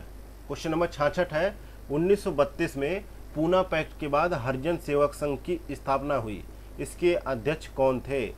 तो 66 का यहाँ पे सही जवाब है घनश्याम दास बिरला जो है इसके अध्यक्ष थे, क्योंकि पूना समझौते के बाद जो है महात्मा गांधी की रुचि जो है सविनय अवज्ञा आंदोलन में ख़त्म हो गई थी लगभग। अब उनका पूरा रुझान जो है अस्पृश्यता विरोधी आंदोलन में हो गया था। इस प्रकार जो है अखिल भारतीय अस्पृश्यता विरोधी लीग की स्थापना हुई, जिसका नाम परिवर्तित कर जो है हरिजन सेवक संघ कर दिया गया, और इसके जो है प्रथम अध्यक्ष जो है घनश्याम दास बिरडा बनाए गए। अगला है क्वेश्चन नंबर 67, निम्नलिखित में से कौन क्रिप्स मिशन के साथ कांग्रेस के आधिकारिक वार्ताकार थे? तो यहाँ पे सही जवाब है पंडित जवाहरलाल नेहरू एवं मौलाना आजाद थे। तो यहाँ पे सी ऑप्शन सही जवाब होगा। नेक्स्ट है क्वेश्चन नंबर 68, निम्नलिखित में से किसने दिसंबर 1920 के नागपुर के भारतीय राष्ट्रीय कांग्रेस के अधिवेशन में असहयोग के प्रस्ताव को प्रस्तावित किया था? तो 68 का यहाँ पे सही जवाब क्या होगा? CR दास ने प्रस्तावित किया था। हालांकि उससे पहले जो है 1920 में कलकत्ता में संपन्न जो है भारतीय राष्ट्रीय कांग्रेस के एक विशेष अधिवेशन हुआ था, जिसमें महात्मा गांधी ने असहयोग के प्रस्ताव को प्रस्तावित किया, लेकिन CR दास ने वहाँ पे इसका विरोध किया। लेकिन दिसंबर 1920 में जो है नागपुर में जो है कांग्रेस का वार्षिक अधिवेशन हुआ, जिसमें जो है असहयोग प्रस्ताव पर व्यापक रूप से चर्चा की गई और इसका अनुसमर्थन किया गया, और नागपुर अधिवेशन में असहयोग प्रस्ताव को ही जो है CR दास ने प्रस्तावित किया था। अगला है क्वेश्चन नंबर 69, 1920 में निम्नलिखित में से किसने अपना नाम परिवर्तित कर स्वराज सभा रख लिया था? तो यहाँ पे 69 का सही जवाब है B option, all India home rule league ने जो है अपना नाम जो है बदलकर स्वराज सभा रख लिया था। बी ऑप्शन यहाँ पे करेक्ट आंसर है। Akhil Bharatiya home rule league जो है एक राष्ट्रीय राजनीतिक संगठन था, और इसकी स्थापना जो है एनी बेसेंट द्वारा 1916 में किया गया था। लेकिन जो है 1920 में जो है Akhil Bharatiya home rule league ने महात्मा गांधी को इसके अध्यक्ष के रूप में निर्वाचित किया, और महात्मा गांधी ने इसका नाम जो है परिवर्तित करके जो है स्वराज सभा रख दिया था। अगला है क्वेश्चन नंबर 70, 1855 ईस्वी में संथालों ने निम्नलिखित में से किस अंग्रेज कमांडर को हराया था? तो यहाँ पे 70 का सही जवाब है 70 का सही जवाब है ए ऑप्शन, मेजर बारो को हराया था। और जो है 1855 से 56 के मध्य जो है संताल विद्रोह एक प्रसिद्ध आदिवासी विद्रोह माना जाता था, और इस विद्रोह के प्रमुख नेता जो है सिद्ध एवं कान्हू थे। यह विद्रोह जो है भागलपुर से राजमहल तक फैल गया, और इसे जो है दामन एक पोह कहा जाता था। साथ ही संथाल विद्रोह को दबाने के लिए मेजर बारो के नेतृत्व में जो है एक सेना भेजी गई, जिसे संथालों ने हरा दिया था। अगला है क्वेश्चन नंबर 71, निम्नलिखित में से किसने कालिदास की प्रसिद्ध रचना शकुंतला का पहली बार अंग्रेजी में अनुवाद किया था? तो यहाँ पे 71 का सही जवाब है C option, sir William Jones ने जो है इसका अनुवाद किया था। सी ऑप्शन यहाँ पे सही जवाब है।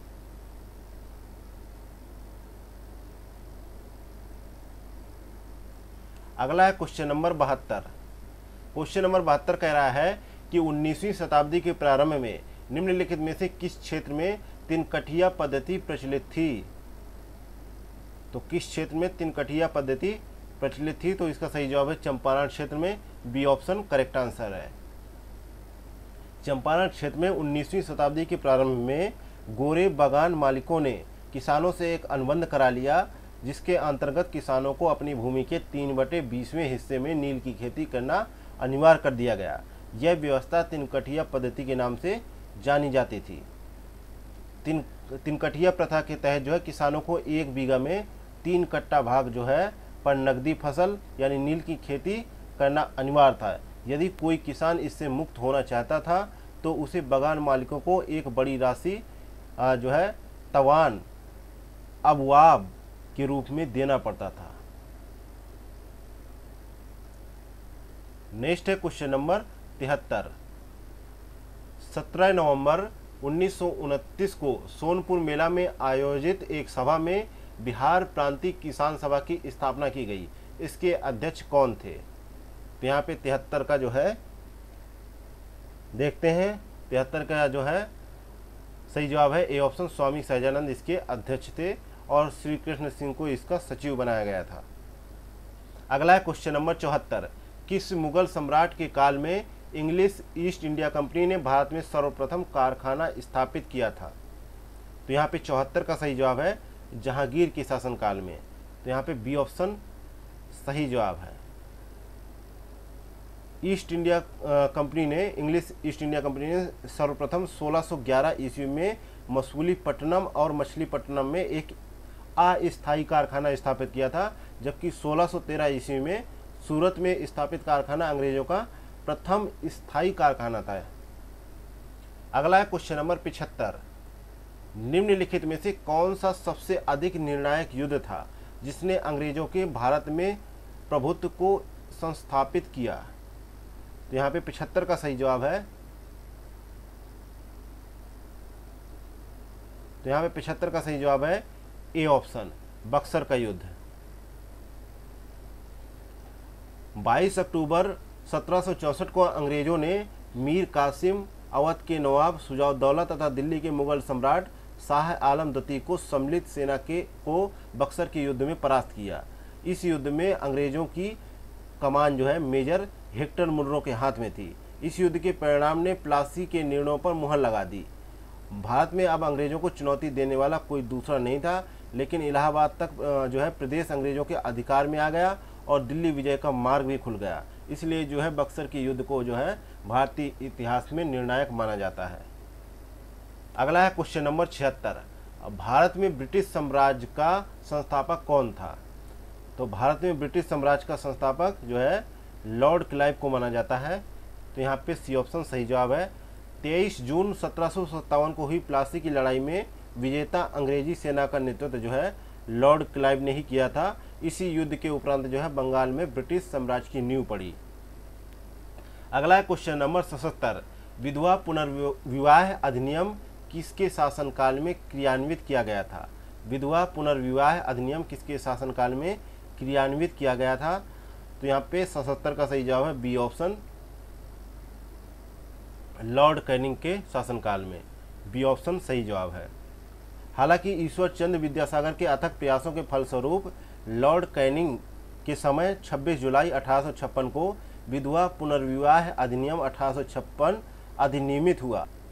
इस अधिनियम को लॉर्ड डलहौजी के समय जो है निरूपित किया गया और प्रस्तावित किया गया। इस अधिनियम के नियम 15 के तहत विधवा विवाह को वैध मान लिया गया और विवाह से उत्पन्न हुए बालक वैध घोषित कर दिए गए।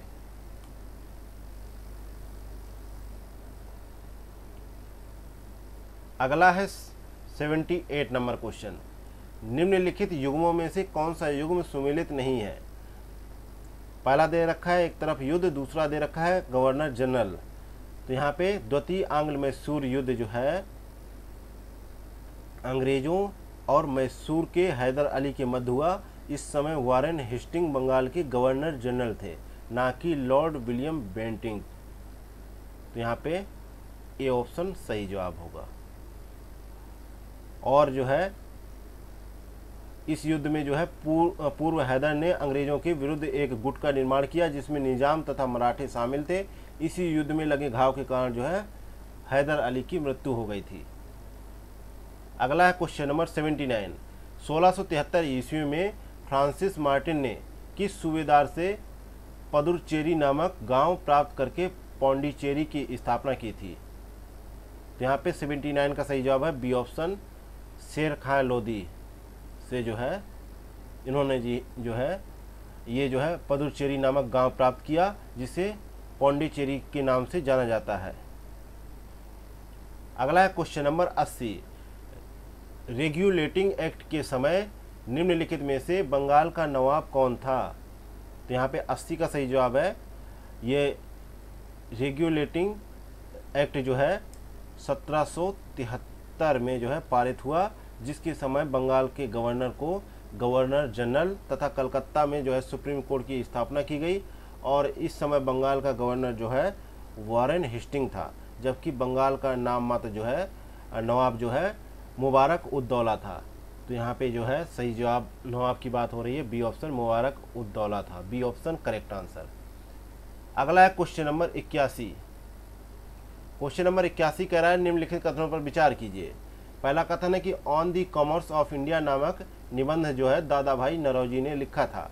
और दूसरा है कि बंगाल के सिरसा में प्रथम सूती वस्त्र मिल की स्थापना हुई थी।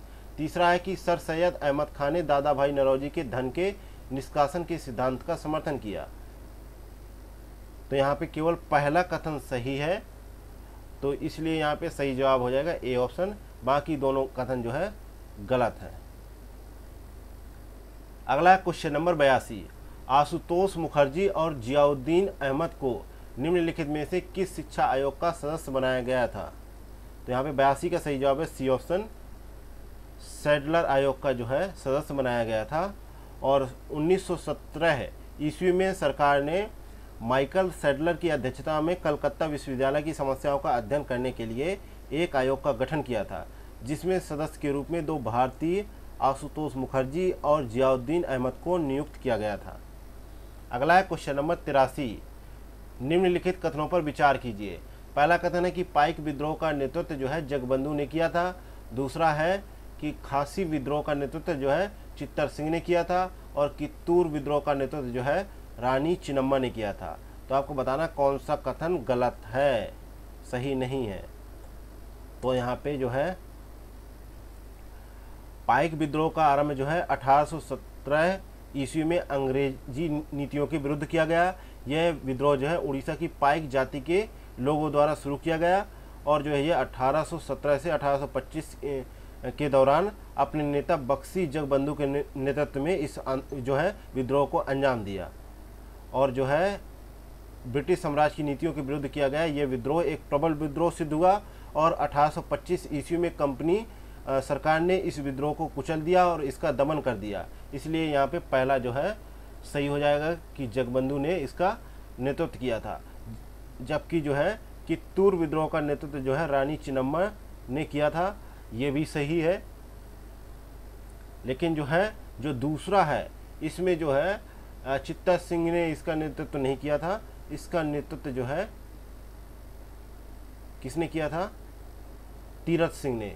लेकिन बाद में इसका नेतृत्व जो है वीर सिंह ने किया था, इसलिए यहाँ पे बी ऑप्शन सही होगा, गलत के लिए पूछा गया था। अगला है क्वेश्चन नंबर 84, निम्नलिखित युग्मों पर विचार कीजिए। एक तरफ समाचार पत्र है, एक और दूसरी तरफ उनसे संबंधित संपादक है। तो हिंदी प्रदीप से संबंधित है बालकृष्ण भट्ट,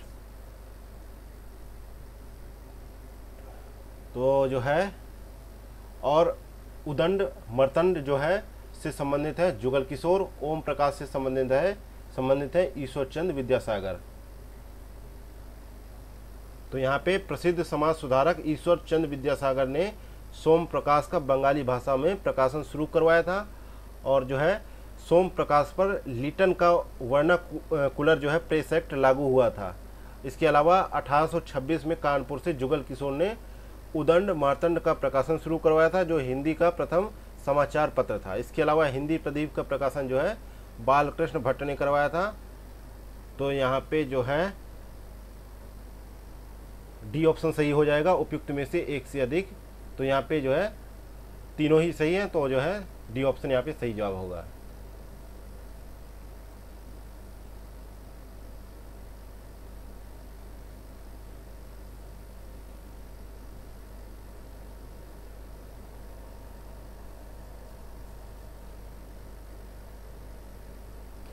अगला है क्वेश्चन नंबर 85, साइमन कमीशन के अध्यक्ष सर जॉन साइमन ब्रिटेन की किस पार्टी से संबंधित थे? तो यहाँ पे 85 का सही जवाब है सी ऑप्शन, वे जो है लिबरल पार्टी से संबंधित थे। सी ऑप्शन यहाँ पे सही जवाब है। नेक्स्ट है क्वेश्चन नंबर 86, धरासणा दमन चक्र का उल्लेख करने वाला अमेरिकी पत्रकार वेब मिलर निम्नलिखित में से किस समाचार पत्र से संबंधित था? तो यहाँ पे 86 का सही जवाब है ए ऑप्शन, न्यू फ्रीमन से संबंधित था। ए ऑप्शन सही जवाब है। नेक्स्ट है क्वेश्चन नंबर 87, भारतीय इतिहास में 17 अक्टूबर 1940 के संदर्भ में निम्नलिखित कथनों पर विचार कीजिए। तो कौन सा जो है कथन सही है? तो यहाँ पे 87 को हम देखते हैं कि 87 को देखते हैं। 17 अक्टूबर 1940 को जो है कांग्रेस ने व्यक्तिगत सत्याग्रह आंदोलन शुरू किया था। तो यहाँ पे सी ऑप्शन सही है, और इस आंदोलन के प्रथम सत्याग्रही जो है विनोबा भावे थे, जिन्होंने पवनार में सत्याग्रह शुरू किया, और दूसरे सत्याग्रही के रूप में जवाहरलाल नेहरू को चुना जाता है। इस आंदोलन के दौरान जो है दिल्ली चलो का नारा दिया गया, और इसीलिए जो है दिल्ली चलो का नारा जो है आंदोलन के रूप में प्रसिद्ध हो गया। अगला है क्वेश्चन नंबर 88। औपनिवेशिक भारत के संदर्भ में जनरल बख्त खां, बेगम हजरत महल तथा कुंवर सिंह क्यों याद किए जाते हैं? क्योंकि जो है 1857 के विद्रोह के नेता के रूप में वे याद किए जाते हैं, इसलिए यहाँ पे सी ऑप्शन सही जवाब है। जबकि विद्रोह का नेतृत्व जो है दिल्ली में जो है जनरल बख्त खां ने किया, और लखनऊ में बेगम हजरत महल ने, और बिहार में कुंवर सिंह ने नेतृत्व किया। अगला है क्वेश्चन नंबर 89। भारतीय इतिहास में 16 अक्टूबर 1905 के संदर्भ में निम्नलिखित कथनों में से कौन सा कथन सही है? तो यहाँ पे 1905 को जो है बंगाल विभाजन विधिवत रूप से लागू हुआ, यहाँ पे बी ऑप्शन सही जवाब है। इस दिन को आंदोलनकारियों ने शोक दिवस के रूप में मनाना शुरू किया, जबकि रविंद्रनाथ टैगोर के सुझाव पर संपूर्ण बंगाल में इस दिन को राखी दिवस के रूप में मनाया जाता है। और 26 जनवरी 1930 को प्रथम जो है स्वतंत्रता दिवस मनाया गया, और 1907 ईस्वी में सूरत में कांग्रेस का प्रथम विभाजन भी हुआ। आगे बढ़ते देखते क्वेश्चन नंबर 90। भारतीय राष्ट्रीय आंदोलन के संदर्भ में बाबा रामचंद्र, गौरी शंकर मिश्र तथा स्वामी सहजानंद याद किए जाते हैं। तो किस लिए याद किए जाते हैं? तो ये जो है किसान सभा आंदोलन के लिए याद किए जाते हैं, उसको शक्तिशाली बनाने के रूप में याद किए जाते हैं। बी ऑप्शन यहाँ पे सही जवाब होगा। और जो है बाबा रामचंद्र के प्रयासों से ही 17 अक्टूबर 1920 को अवध किसान सभा का गठन किया गया, और स्वामी सहजानंद की अध्यक्षता में अप्रैल 1936 में अखिल भारतीय किसान सभा की स्थापना लखनऊ में की गई। अगला है क्वेश्चन नंबर 91। 1857 की क्रांति के संदर्भ में निम्नलिखित युग्मों पर विचार कीजिए। एक विद्रोह का केंद्र है, दूसरी तरफ नेतृत्व करता है। तो कानपुर का नेतृत्व किसने किया? तो कानपुर का नेतृत्व जो है क्रांति का नेतृत्व जो है अंतिम पेशवा बाजीराव द्वितीय के दत्तक पुत्र जो थे नाना साहब, उन्होंने जो है इसका नेतृत्व किया, और इनका जो है वास्तविक नाम जो है धोंदू पंत था। इसके अलावा फैजाबाद में 1857 की क्रांति का जो है नेतृत्व जो है मौलवी अहमदुल्ला ने किया, और गोरखपुर में 1857 की क्रांति का नेतृत्व जो है गजाधर सिंह ने किया, और लियाकत अली ने जो है इलाहाबाद की क्रांति का नेतृत्व किया। इसलिए यहाँ पे जो है डी ऑप्शन सही होगा। उपयुक्त में से एक से अधिक सही है, क्योंकि पहला दूसरा सही है। अगला है क्वेश्चन नंबर 92। भारतीय राष्ट्रीय आंदोलन के संदर्भ में सचिंद्र सान्याल, राम प्रसाद बिस्मिल, जोगेंद्र चंद्र चटर्जी तथा रोशन लाल याद किए जाते हैं। तो यहाँ पे 92 का सही जवाब होगा सी ऑप्शन। भारत में क्रांतिकारी आंदोलन के नेता के रूप में याद किए जाते हैं।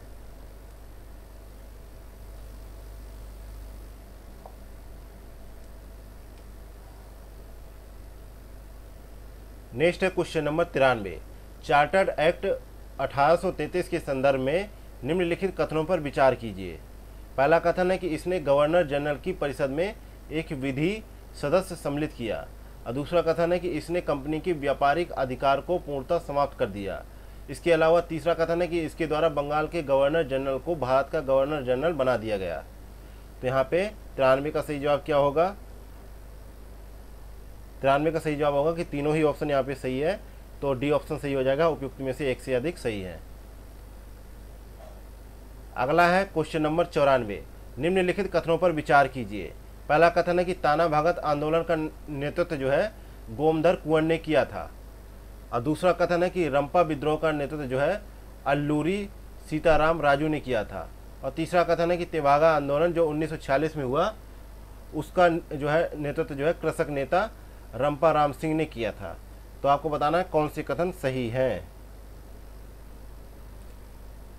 तो जो है ताना भगत आंदोलन जो है छोटा नागपुर क्षेत्र में हुआ था, और इसका नेतृत्व जो है जगता भगत, बलराम भगत और जो है देवमेनिया भगत ने किया था, और ना कि गोमधर कुंवर ने किया था। तो यहाँ पे जो है पहला जो है गलत हो जाता है। दूसरा है रंपा विद्रोह जो है 1879 से 1924 के मध्य जो है आंध्र प्रदेश में हुआ, और इसका नेतृत्व जो है अल्लूरी सीताराम राजू ने किया। तो यहाँ पे ये सही है। और तीसरा है तेभागा आंदोलन, ये 1946 में जो है बंगाल में किसान सभा के नेतृत्व में हुआ, और इसका जो है नेतृत्व कर रहे थे जो है किसान नेता जो है कंपाराम सिंह। तो यहाँ पे जो है डी ऑप्शन सही हो जाएगा, उपयुक्त में से एक से अधिक। अगला है क्वेश्चन नंबर 95, इस्तमरारी बंदोबस्त किसने लागू किया था?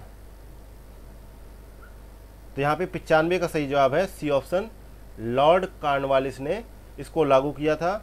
और जो है यह जो है भू राजस्व की स्थायी बंदोबस्त प्रणाली थी, और इसको 1793 में लागू किया गया था। इसे जो है एक तरीके से कहा जा सकता है कि जागीरदारी, मालगुजारी एवं जो है बीसवेदारी भी कहा जाता था। ये अलग अलग विभिन्न नाम है इसके। यह व्यवस्था बंगाल, बिहार, उड़ीसा और उत्तर प्रदेश के वाराणसी तक के क्षेत्र में लागू थी। इसके अंतर्गत जो है समूचे ब्रिटिश भारत के क्षेत्रफल का लगभग 19% हिस्सा शामिल था। इस व्यवस्था के अंतर्गत जो है जमींदारों के एक नए वर्ग को भूस्वामी घोषित कर दिया गया था। इसके अलावा भूमि को जो है लगान का जो है लगभग 10/11 भाग कंपनी को देना था, और 1/11 भाग जो है अपनी सेवाओं के लिए अपने पास रखना होता था। अगला क्वेश्चन नंबर 96, वीडी सावरकर के संबंध में निम्नलिखित कथनों पर विचार कीजिए। पहला कथन है कि उन्होंने अभिनव भारत नामक क्रांतिकारी संगठन की स्थापना की। दूसरा कथन है कि भारतीय राष्ट्रवादियों को प्रेरित करने के उद्देश्य से उन्होंने मैजनी की जीवनी लिखी। तीसरा है कि उन्होंने भारत का स्वतंत्रता संग्राम 1857 नामक पुस्तक लिखी, जो 1857 के विद्रोह का एक राष्ट्रवादी दृष्टिकोण प्रदान करती है। तो उपयुक्त में से कौन सा कथन सही है?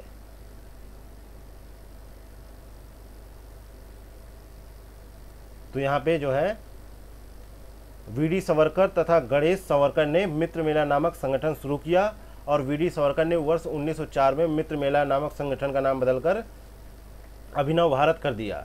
तो पहला सही है। दूसरा है वीडी सावरकर ने 28 सितंबर 1906 को मैजनी की जीवनी लिखी, ये भी सही है। उन्होंने भारत का स्वतंत्रता संग्राम 1857 नामक पुस्तक लिखी, जो 1857 के विद्रोह का एक राष्ट्रवादी दृष्टिकोण प्रदान करती है, ये भी सही है। उपयुक्त में से एक से अधिक सही है, डी ऑप्शन यहाँ पे राइट आंसर है। नेक्स्ट है क्वेश्चन नंबर 97, महात्मा गांधी के साथ निम्नलिखित में से किसने बाल गंगाधर तिलक की अर्थी उठाई थी? तो यहाँ पे 97 का सही जवाब है ए ऑप्शन, शौकत अली ने उनकी अर्थी उठाई थी। उनकी जो है मृत्यु 1 अगस्त 1920 को हो गई थी, और जो है यहाँ पे महात्मा गांधी के साथ मौलाना शौकत अली तथा डॉक्टर सैफुद्दीन किचलू ने उनकी अर्थी को कंधा दिया था। इसके अलावा मौलाना हसरत मोहानी ने उस समय शोक गीत पढ़ा था। अगला है क्वेश्चन नंबर 98, किस आंदोलन के कारण भारतीय राष्ट्रीय कांग्रेस का विभाजन हुआ, जिसके परिणाम स्वरूप नरम दल और गरम दल का उद्भव हुआ? तो यहाँ पर 98 का सही जवाब है ए ऑप्शन, स्वदेशी आंदोलन के दौरान जो है कांग्रेस का विभाजन हुआ, और इसके बाद जो है नरम दल और गरम दल जो है का उद्भव हुआ। नेक्स्ट है क्वेश्चन नंबर 99, निम्नलिखित पर विचार कीजिए। पहला है कि कलकत्ता यूनिटेरियन कमेटी, दूसरा है tabernacle of new dispensation,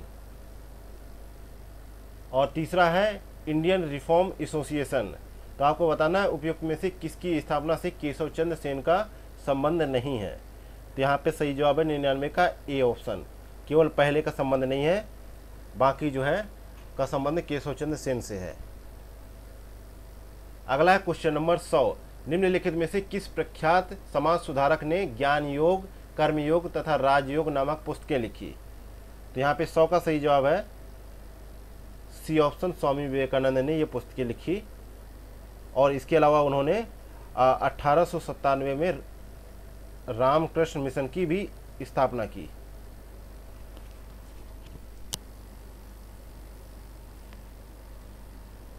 next है क्वेश्चन नंबर 101, 1924 का बंगाल का तारकेश्वर आंदोलन निम्न में से किसके विरुद्ध था? तो यहाँ पे 101 का सही जवाब है ए ऑप्शन, मंदिरों में भ्रष्टाचार के विरुद्ध था, ए ऑप्शन यहाँ पे सही जवाब है। और ये जो है 1924 में बंगाल के तारकेश्वर शिव मंदिर के भ्रष्ट महंत के विरुद्ध यह आंदोलन चलाया गया और यह जो है महंत पर जो है एक स्त्री के साथ अवैध संबंध तथा मंदिर के धन के दुरुपयोग जैसे आरोप लगे थे। अगला है क्वेश्चन नंबर 102, निम्नलिखित में से कौन सा जो है 1885 में स्थापित बम्बई प्रेसिडेंसी एसोसिएशन का अध्यक्ष था? कौन जो है 1985 में जो बम्बई प्रेसिडेंसी एसोसिएशन का स्थापना हुआ उसके संस्थापक कौन थे, ये बताना है आपको। तो यहाँ पे 102 का सही जवाब है, 102 का सही जवाब है, ये भी सही है, फिरोज शाह मेहता, बदरुद्दीन तैयब, ये भी सही है, केटी तेलंग, ये भी सही है। तो इन तीनों के प्रयासों से ही बम्बई प्रेसिडेंसी एसोसिएशन की स्थापना हुई थी और इसका उद्देश्य था लोगों पे सही जवाब है।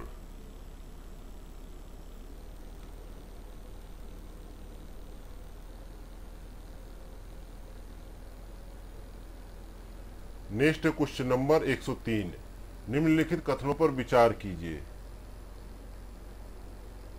पहला कथन है कि भारतीय राष्ट्रीय कांग्रेस की प्रथम महिला अध्यक्ष सरोजनी नायडू थी।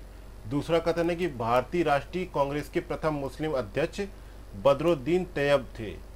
और तीसरा है कि भारतीय राष्ट्रीय कांग्रेस की स्थापना 1885 ईस्वी में A.O. ह्यूम द्वारा की गई थी। तो यहाँ पे 103 का देखते हैं कि पहला कथन है कि वर्ष 1917 में भारतीय राष्ट्रीय कांग्रेस की पहली महिला अध्यक्ष एनी बेसेंट थी, तो ये जो है गलत हो गया। जबकि वर्ष 1925 में कानपुर में हुए भारतीय राष्ट्रीय कांग्रेस के 40वें वार्षिक अधिवेशन में सरोजनी नायडू कांग्रेस की प्रथम भारतीय महिला अध्यक्ष बनी थी। तो यहाँ पे नहीं, सही नहीं के लिए पूछा गया है, तो पहला तो यहाँ पे गलत हो गया है। और दूसरा है कि भारतीय राष्ट्रीय कांग्रेस के सर्वप्रथम मुस्लिम अध्यक्ष होने का गौरव जो है बदरुद्दीन तैयब को जाता है। ये भारतीय राष्ट्रीय कांग्रेस के दिसंबर 1887 में मद्रास में संपन्न हुए तीसरे अधिवेशन के अध्यक्ष के रूप में चुने गए थे। भारतीय राष्ट्रीय कांग्रेस की स्थापना जो है 1885 ईस्वी में A.O. ह्यूम द्वारा की गई थी। तो ये भी सही है, ये भी सही है। तो यहाँ पे जो है ए ऑप्शन सही होगा क्योंकि नहीं के लिए पूछा गया था। अगला है क्वेश्चन नंबर 104, मुस्लिम लीग द्वारा भारतीय राष्ट्रीय कांग्रेस के बीच राजनीतिक गतिरोध को दूर करने के लिए CR फार्मूला किसने बनाया था? तो CR फार्मूला जो है राजगोपालाचार्य ने बनाया था, C राजगोपालाचार्य ने। बी ऑप्शन यहाँ पे सही जवाब है। ये मद्रास प्रांत के जो है काफ़ी प्रभावशाली नेता थे और इन्होंने जो है मुस्लिम लीग एवं भारतीय राष्ट्रीय कांग्रेस के बीच जो है राजनीतिक गतिरोध को दूर करने के लिए जुलाई 1944 में जो है दोनों पक्षों के बीच जो है समझौता करने के लिए एक योजना गांधी जी को प्रस्तुत की और जिसे जो है CR फार्मूला भी कहा गया, लेकिन जिन्ना ने इसको अस्वीकार कर दिया था। अगला है क्वेश्चन नंबर 105, किसने कहा था कि कांग्रेस आंदोलन ना तो लोगों द्वारा प्रेरित था और ना ही यह उनके द्वारा सोचा या योजनाबद्ध किया गया था? तो यहाँ पे 105 का सही जवाब है बी ऑप्शन, लाला लाजपत राय ने ये कहा था। बी ऑप्शन यहाँ पे करेक्ट आंसर है। अगला है question number 106, Hindustan socialist Republican association गठित की गई थी किसके द्वारा? तो यहाँ पे 106 का सही जवाब है, सितंबर 1928 में इसका गठन हुआ था और इसका जो है नेतृत्व जो है चंद्रशेखर आज़ाद के नेतृत्व में दिल्ली के फिरोज शाह कोटला मैदान में जो है इसकी स्थापना हुई और भारत में एक समाजवादी गणतंत्रवादी राज्य की स्थापना करना था इसका मुख्य उद्देश्य। तो चंद्रशेखर आज़ाद यहाँ पे सही ऑप्शन होगा, ए ऑप्शन। अगला है क्वेश्चन नंबर 107, लंदन में इंडिया हाउस के संस्थापक कौन थे? तो यहाँ पे 107 का सही जवाब है सी ऑप्शन, श्यामजी कृष्ण वर्मा थे।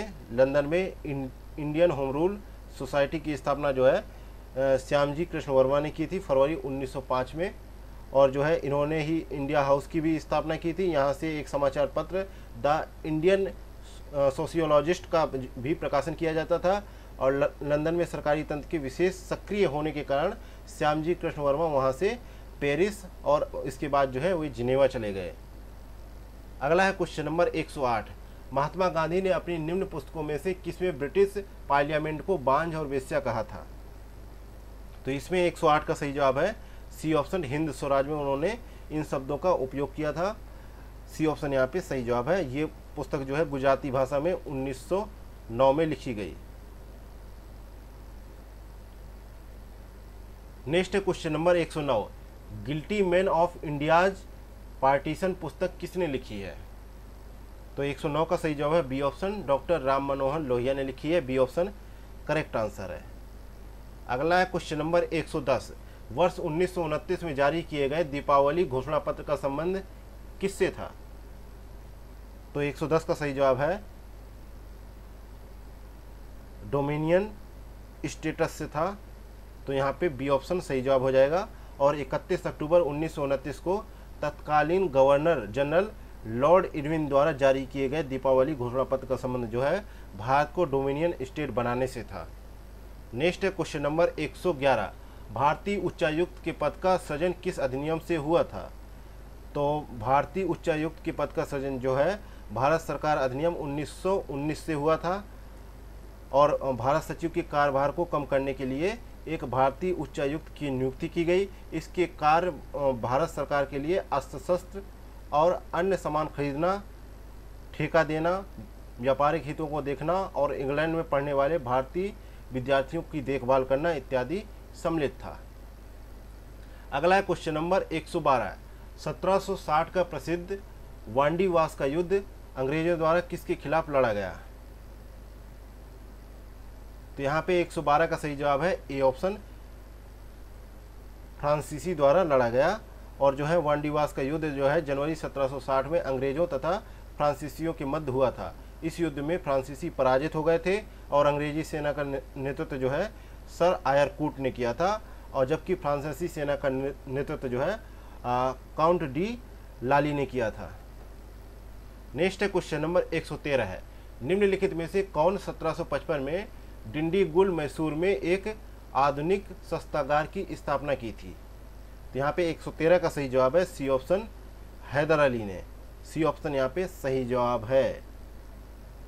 नेक्स्ट है क्वेश्चन नंबर 114 है, निम्नलिखित में से किसने बंगाल में द्वैध शासन प्रणाली को समाप्त कर दिया था? तो यहाँ पे 114 का सही जवाब है सी ऑप्शन, वारेन हेस्टिंग ने जो है द्वैध शासन प्रणाली को समाप्त किया। वारेन हेस्टिंग के कार्यकाल में 1772 ईस्वी में कोर्ट ऑफ डायरेक्टर्स ने दोहरी शासन प्रणाली को समाप्त करने का निर्णय लिया तथा कलकत्ता परिषद एवं उसके प्रधान को आज्ञा दी कि वे जो है स्वयं दीवान बने और बंगाल, बिहार और उड़ीसा के प्रबंध को अपने हाथ में ले लें। और इसके पश्चात जो है वारेन हेस्टिंग ने दोनों उप दीवानों मोहम्मद रजा खां और जो है राजा सिताब राय को जो है पदच्युत कर दिया। और वस्तुतः द्वैध शासन की शुरुआत बंगाल में लॉर्ड क्लाइव के समय 1765 ईस्वी में शुरू हो गई। नेक्स्ट है क्वेश्चन नंबर 115 है, निम्नलिखित में से कौन ब्रिटिश शासन के दौरान भारत में रैयतवाड़ी बंदोबस्त के प्रारंभ किए जाने से संबंधित है? तो पहला है लॉर्ड कॉर्नवालिस, दूसरा है अलेक्जेंडर रीड, तीसरा है थॉमस मुनरो। तो यहाँ पे जो है रैयतवाड़ी बंदोबस्त अंग्रेजों द्वारा भारत में भू राजस्व वसूली हेतु लागू की गई प्रणाली है।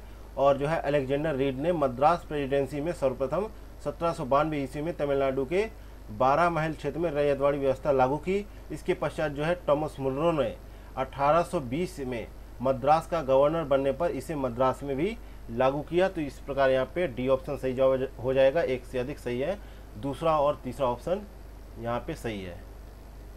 नेक्स्ट है क्वेश्चन नंबर 116, निम्नलिखित में से कौन सा आयोग 1857 के विद्रोह के दमन के बाद भारतीय फौज के नव संगठन से संबंधित है? तो यहाँ पे 116 का सही जवाब है बी ऑप्शन, पील आयोग जो है इससे संबंधित है। बी ऑप्शन यहाँ पे सही जवाब है। 1857 के विद्रोह के दमन के बाद ब्रिटिश सरकार ने भारतीय फौज के नव संगठन के लिए जुलाई 1858 में मेजर जनरल जोनाथन पील की अध्यक्षता में एक रॉयल कमीशन यानी पील आयोग का गठन किया, जिसके द्वारा सेना के रेजिमेंटों को जो है जाति, समुदाय, धर्म के आधार पर विभाजित किया गया।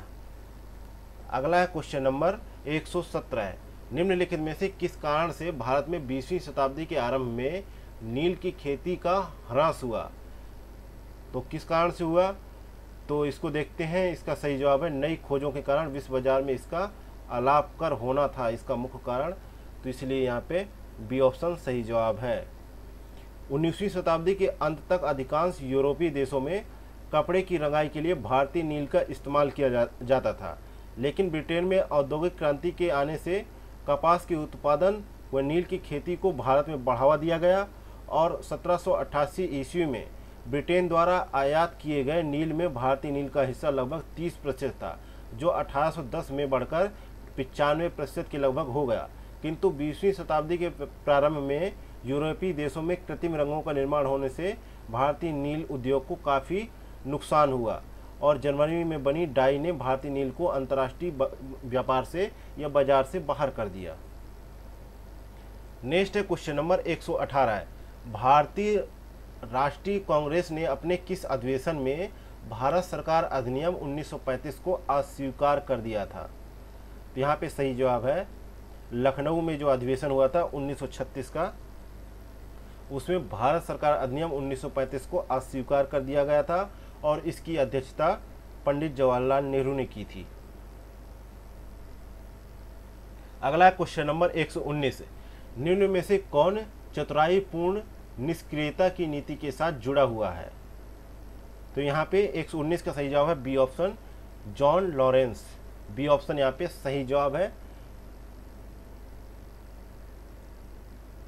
नेक्स्ट है क्वेश्चन नंबर 120, निम्नलिखित विद्रोहों में से किसको बंकिम चंद्र चटर्जी ने अपने उपन्यास आनंद मठ में उल्लेख करके प्रसिद्ध किया? तो यहाँ पे 120 का सही जवाब है ए ऑप्शन सन्यासी विद्रोह को। सन्यासी विद्रोह 1763 से 1800 ईस्वी तक चला था। सन्यासी विद्रोह को बंकिम चंद्र चटर्जी ने अपने उपन्यास आनंद मठ में उल्लेख करके काफ़ी प्रसिद्ध किया। इसके अलावा वंदे मातरम गीत जो है बंकिम चंद्र चटर्जी की उपन्यास जो है आनंद मठ से ही लिया गया है। इस उपन्यास का कथानक जो है सन्यासी विद्रोह पर ही आधारित है। अगला है क्वेश्चन नंबर 121, भारत के इतिहास के संदर्भ में उल गुलान अथवा महान उपद्रव निम्नलिखित में से किस घटना का विवरण था? तो यहाँ पे 121 का सही जवाब है।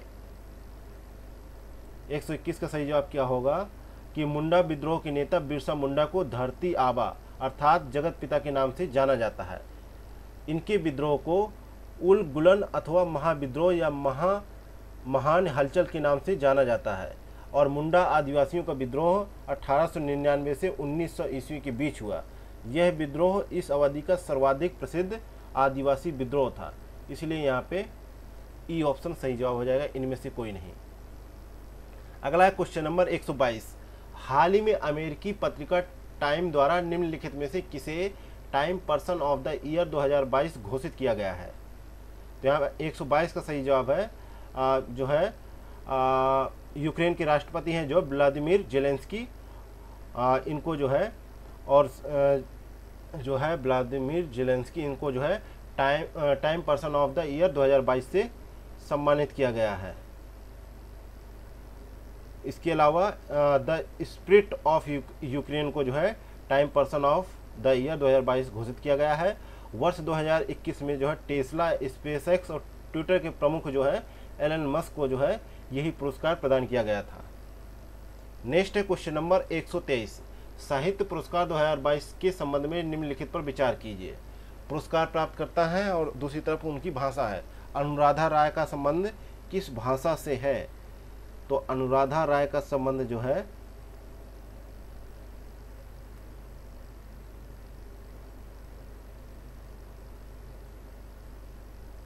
अंग्रेजी से है और बद्री नारायण का जो है संबंध जो है किससे है? हिंदी से है। इनकी जो है तुमड़ी के शब्द जो है कविता संग्रह के लिए इनको साहित्य का जो है पुरस्कार मिला है, जबकि अनुराधा राय को उनके उपन्यास all the lives we never lived के लिए इनको जो है पुरस्कृत किया गया है। इसके अलावा अनीस अशफाक को जो है उर्दू के लिए मिला है और जो है अनीस अशफाक को जो है उर्दू के लिए मिला है साहित्य अकादमी पुरस्कार, और जो है ये तीनों ही सही है, इसलिए यहाँ पे डी ऑप्शन सही जवाब होगा, उपयुक्त में से एक से सही है। बाकी जो है वर्ष में जो है 23 भारतीय भाषाओं में जो है साहित्य अकादमी पुरस्कार प्रदान किया जाता है। Next question number 124। हाल ही में संयुक्त राष्ट्र शैक्षिक, वैज्ञानिक और सांस्कृतिक संगठन ने ग्रेट बैरियर रीफ को विश्व विरासत स्थलों की खतरे की सूची में जोड़ने की सिफारिश की है। यह किस देश में अवस्थित है? तो यह जो है ऑस्ट्रेलिया में है। ये ऑप्शन यहाँ पे सही जवाब है। यह जो है ग्रेट बैरियर रीफ जो है विश्व का सबसे व्यापक और समृद्ध प्रवाल भित्ति पारिस्थितिकी तंत्र है। अगला है क्वेश्चन नंबर 125। नवंबर 2022 में 53वें इंटरनेशनल फिल्म फेस्टिवल में किस भारतीय अभिनेता को India film personality of the year award से सम्मानित किया गया है? तो यहाँ पर सही जवाब है चिरंजीवी को सम्मानित किया गया है। सी ऑप्शन यहाँ पे सही जवाब है। अगला है क्वेश्चन नंबर 126। दिसंबर 2022 में भारतीय मूल की किस अमेरिकी महिला को न्यूयॉर्क के फेडरल रिजर्व बैंक की प्रथम उपाध्यक्ष और मुख्य परिचालन अधिकारी नियुक्त किया गया है? यहाँ पे सही जवाब है बी ऑप्शन, सुष्मिता शुक्ला को नियुक्त किया गया है। बी ऑप्शन करेक्ट आंसर है। अगला है क्वेश्चन नंबर 127। नवंबर 2022 में किस अंतरिक्ष टेक्निक स्टार्टअप ने श्रीहरिकोटा स्थित सतीश धवन अंतरिक्ष केंद्र में भारत का पहला निजी लॉन्च पैड और मिशन नियंत्रण केंद्र लॉन्च किया है? तो यहाँ पे 127 का सही जवाब है A option, Agnikul Cosmos. A option सही जवाब है। अगला है क्वेश्चन नंबर 128। दिसंबर 2022 में अमेरिकी पत्रिका फोर्ब्स द्वारा जारी किए गए विश्व की 100 सर्वाधिक शक्तिशाली महिलाओं की सूची में निम्नलिखित में से किस भारतीय महिला को शामिल किया गया है? तो यहाँ पे जो है सोमा मंडल को सम्मिलित नहीं किया गया। किरण मजूमदार शाह को सम्मिलित किया गया है और जो है फाल्गुनी नायर को सम्मिलित किया गया है। इसके अलावा निर्मला सीतारमण, रोशनी नाडर मल्होत्रा, माधवी पुरी बुच और सोमा मंडल को भी सम्मिलित किया गया है यहाँ पे। तो तीनों सही है, तो इसलिए यहाँ पे डी ऑप्शन सही है, उपयुक्त में से एक से अधिक। अगला है क्वेश्चन नंबर 129। हाल ही में किस राज्य सरकार द्वारा राज्य के सभी पालतू हाथियों की डीएनए प्रोफाइलिंग प्रारंभ करने की घोषणा की गई है? तो ये जो है बिहार सरकार द्वारा ये घोषणा की गई है। बी ऑप्शन करेक्ट है। अगला है क्वेश्चन नंबर 130। दिसंबर 2022 में किसके द्वारा यूपीआई पेमेंट सेवाओं को और बेहतर बनाने के लिए सिंगल ब्लॉक और मल्टीपल डेबिट सुविधा शुरू करने की घोषणा की गई है? तो ये जो है घोषणा जो है भारतीय रिजर्व बैंक के द्वारा की गई है। बी ऑप्शन करेक्ट है। Next question number 131। दिसंबर 2022 में भारतीय नौसेना और किस देश की नौसेना के बीच जो है इंडिया इंडो कॉर्पोरेट अभ्यास का आयोजन किया गया? तो 131 का सही जवाब है A option, Indonesia. A option यहाँ पे करेक्ट आंसर है। और जो है ये जो है 39वां संस्करण था इसका, जिसका आयोजन किया गया 8 से 29 दिसंबर 2022 के मध्य। अगला है क्वेश्चन नंबर 132। वैश्विक प्रतिभा प्रतिस्पर्धा सूचकांक 2022 में भारत को कौन सा स्थान प्राप्त हुआ है? तो इसमें भारत को जो है 101वां स्थान प्राप्त हुआ है। ए ऑप्शन यहाँ पे सही है। इसमें भारत का स्कोर 28.90 था। नेक्स्ट है क्वेश्चन नंबर 133। क्वेश्चन नंबर 133 है, नवंबर 2022 में केंद्रीय प्रदूषण नियंत्रण बोर्ड द्वारा जारी आंकड़ों के अनुसार सबसे ज़्यादा प्रदूषित शहरों की सूची में बिहार का कौन सा शहर पूरे भारत में शीर्ष पर है? तो यहाँ पे सही जवाब है बिहार का कटिहार जिला जो है शीर्ष पर है। सी ऑप्शन सही जवाब है। अगला है क्वेश्चन नंबर 134। हाल ही में भारतीय खाद्य सुरक्षा और मानक प्राधिकरण ने निम्नलिखित में से किस हिमालयी पशु को खाद्य पशु के रूप में मंजूरी प्रदान की है? तो यहाँ पे 134 का सही जवाब है हिमालयी याक को जो है खाद्य पशु के रूप में मंजूरी प्रदान की है। और ये जो है भारत में याक पालने वाले राज्य जो है अरुणाचल प्रदेश है, सिक्किम है, उत्तराखंड है, हिमाचल प्रदेश है और जम्मू कश्मीर है। अगला है क्वेश्चन नंबर 135। 21 नवंबर 2022 को किस देश ने आर्टिफिशियल इंटेलिजेंस पर ग्लोबल पार्टनरशिप की अध्यक्षता ग्रहण की है? तो यहाँ पे 135 का सही जवाब है सी ऑप्शन, भारत। भारत ने जो है ये ग्रहण किया है।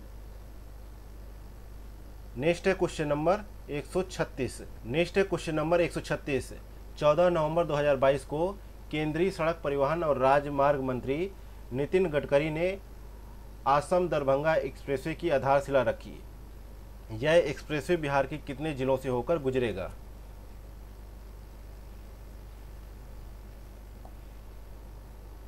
तो 136 का यहाँ पे सही जवाब है ए ऑप्शन, 7 जिलों से होकर गुजरेगा। कौन कौन से जिले इसमें सम्मिलित हैं? इसमें औरंगाबाद, जहानाबाद, नालंदा, पटना, वैशाली, समस्तीपुर और दरभंगा जिला सम्मिलित है। अगला है क्वेश्चन नंबर 137। बिहार के किस जिले में मां सीता की 251 फीट की प्रतिमा का निर्माण किया जा रहा है, जो विश्व में माता सीता की सबसे बड़ी प्रतिमा होगी? तो 137 का सही जवाब है यहाँ पे सी ऑप्शन, सीतामढ़ी में। सी ऑप्शन यहाँ पे सही जवाब है। सी ऑप्शन यहाँ पे सही जवाब है, क्योंकि माता सीता का जन्म जो है सीतामढ़ी जिले के पुनौरा धाम में हुआ था। नेक्स्ट है क्वेश्चन नंबर 138। हाल ही में सीमा सड़क संगठन ने निम्नलिखित में से किस राज्य या केंद्र शासित प्रदेश में 13,000 फीट की ऊंचाई पर सेला दर्रा सुरंग के निर्माण की घोषणा की है? तो इसका सही जवाब है 138 का सही जवाब है ए ऑप्शन, अरुणाचल प्रदेश में जो है इसकी घोषणा की गई है सेला दर्रा सुरंग के निर्माण की। और जो है इस सुरंग के निर्माण होने से चीन की सीमा तक हर मौसम में कनेक्टिविटी प्रदान हो सकेगी। अगला है क्वेश्चन नंबर 139। हाल ही में किन दो देशों के मध्य वीर गार्जियन 2023 नामक युद्धाभ्यास का आयोजन किया गया है? तो यहाँ पे 139 का सही जवाब है बी ऑप्शन, भारत और जापान के मध्य किया गया है। ठीक है, बी ऑप्शन यहाँ पे करेक्ट आंसर है। अगला है क्वेश्चन नंबर 140। 15 से 16 नवंबर 2022 के मध्य 17वां G20 शिखर सम्मेलन का आयोजन निम्न में से कहाँ किया गया? तो इसका सही जवाब है ए ऑप्शन, इंडोनेशिया में किया गया। और जो है इंडोनेशिया के बाली में किया गया। इस सम्मेलन का थीम जो है रिकवर टुगेदर रिकवर स्ट्रॉन्गर था। इस सम्मेलन में प्रधानमंत्री मोदी ने भारत का प्रतिनिधित्व किया और इंडोनेशिया के राष्ट्रपति जोको विडोडो ने बाली शिखर सम्मेलन के समापन समारोह में भारत को G20 की अध्यक्षता भी सौंपी। अगला है क्वेश्चन नंबर 141। 18 दिसंबर 2022 को प्रोजेक्ट 15B श्रेणी के तहत निर्मित किस युद्धपोत को मुंबई में नौसेना डॉक यार्ड में कमीशन किया गया है? 40 का सही जवाब है INS मोरमुगाओ। ए ऑप्शन यहाँ पे सही जवाब होगा। नेक्स्ट है क्वेश्चन नंबर 142। 16 दिसंबर 2022 को निम्नलिखित में से किस उपग्रह की सहायता से सतही जल एवं महासागर स्थलाकृति अंतरिक्ष उपग्रह लॉन्च किया गया है? तो यहाँ पे 142 का सही जवाब है B option, SpaceX Falcon 9 rocket को जो है लॉन्च किया गया है। अगला है क्वेश्चन नंबर 143। 28 दिसंबर 2022 को किस केंद्रीय मंत्री ने स्टे सेफ ऑनलाइन अभियान और G20 digital innovation alliance launch किया है? तो यहाँ पे 143 का सही जवाब है केंद्रीय मंत्री अश्विनी वैष्णव ने इसको लॉन्च किया है। सी ऑप्शन करेक्ट आंसर है। अगला है क्वेश्चन नंबर 144। हाल ही में 720 मेगावाट की मांगदेछु जल विद्युत परियोजना ड्रग ग्रीन पावर कॉरपोरेशन को सौंपी गई है। यह किस देश में स्थित है? तो ये जो है भूटान में स्थित है। तो यहाँ पे ई ऑप्शन सही जवाब होगा। अगला है क्वेश्चन नंबर 145।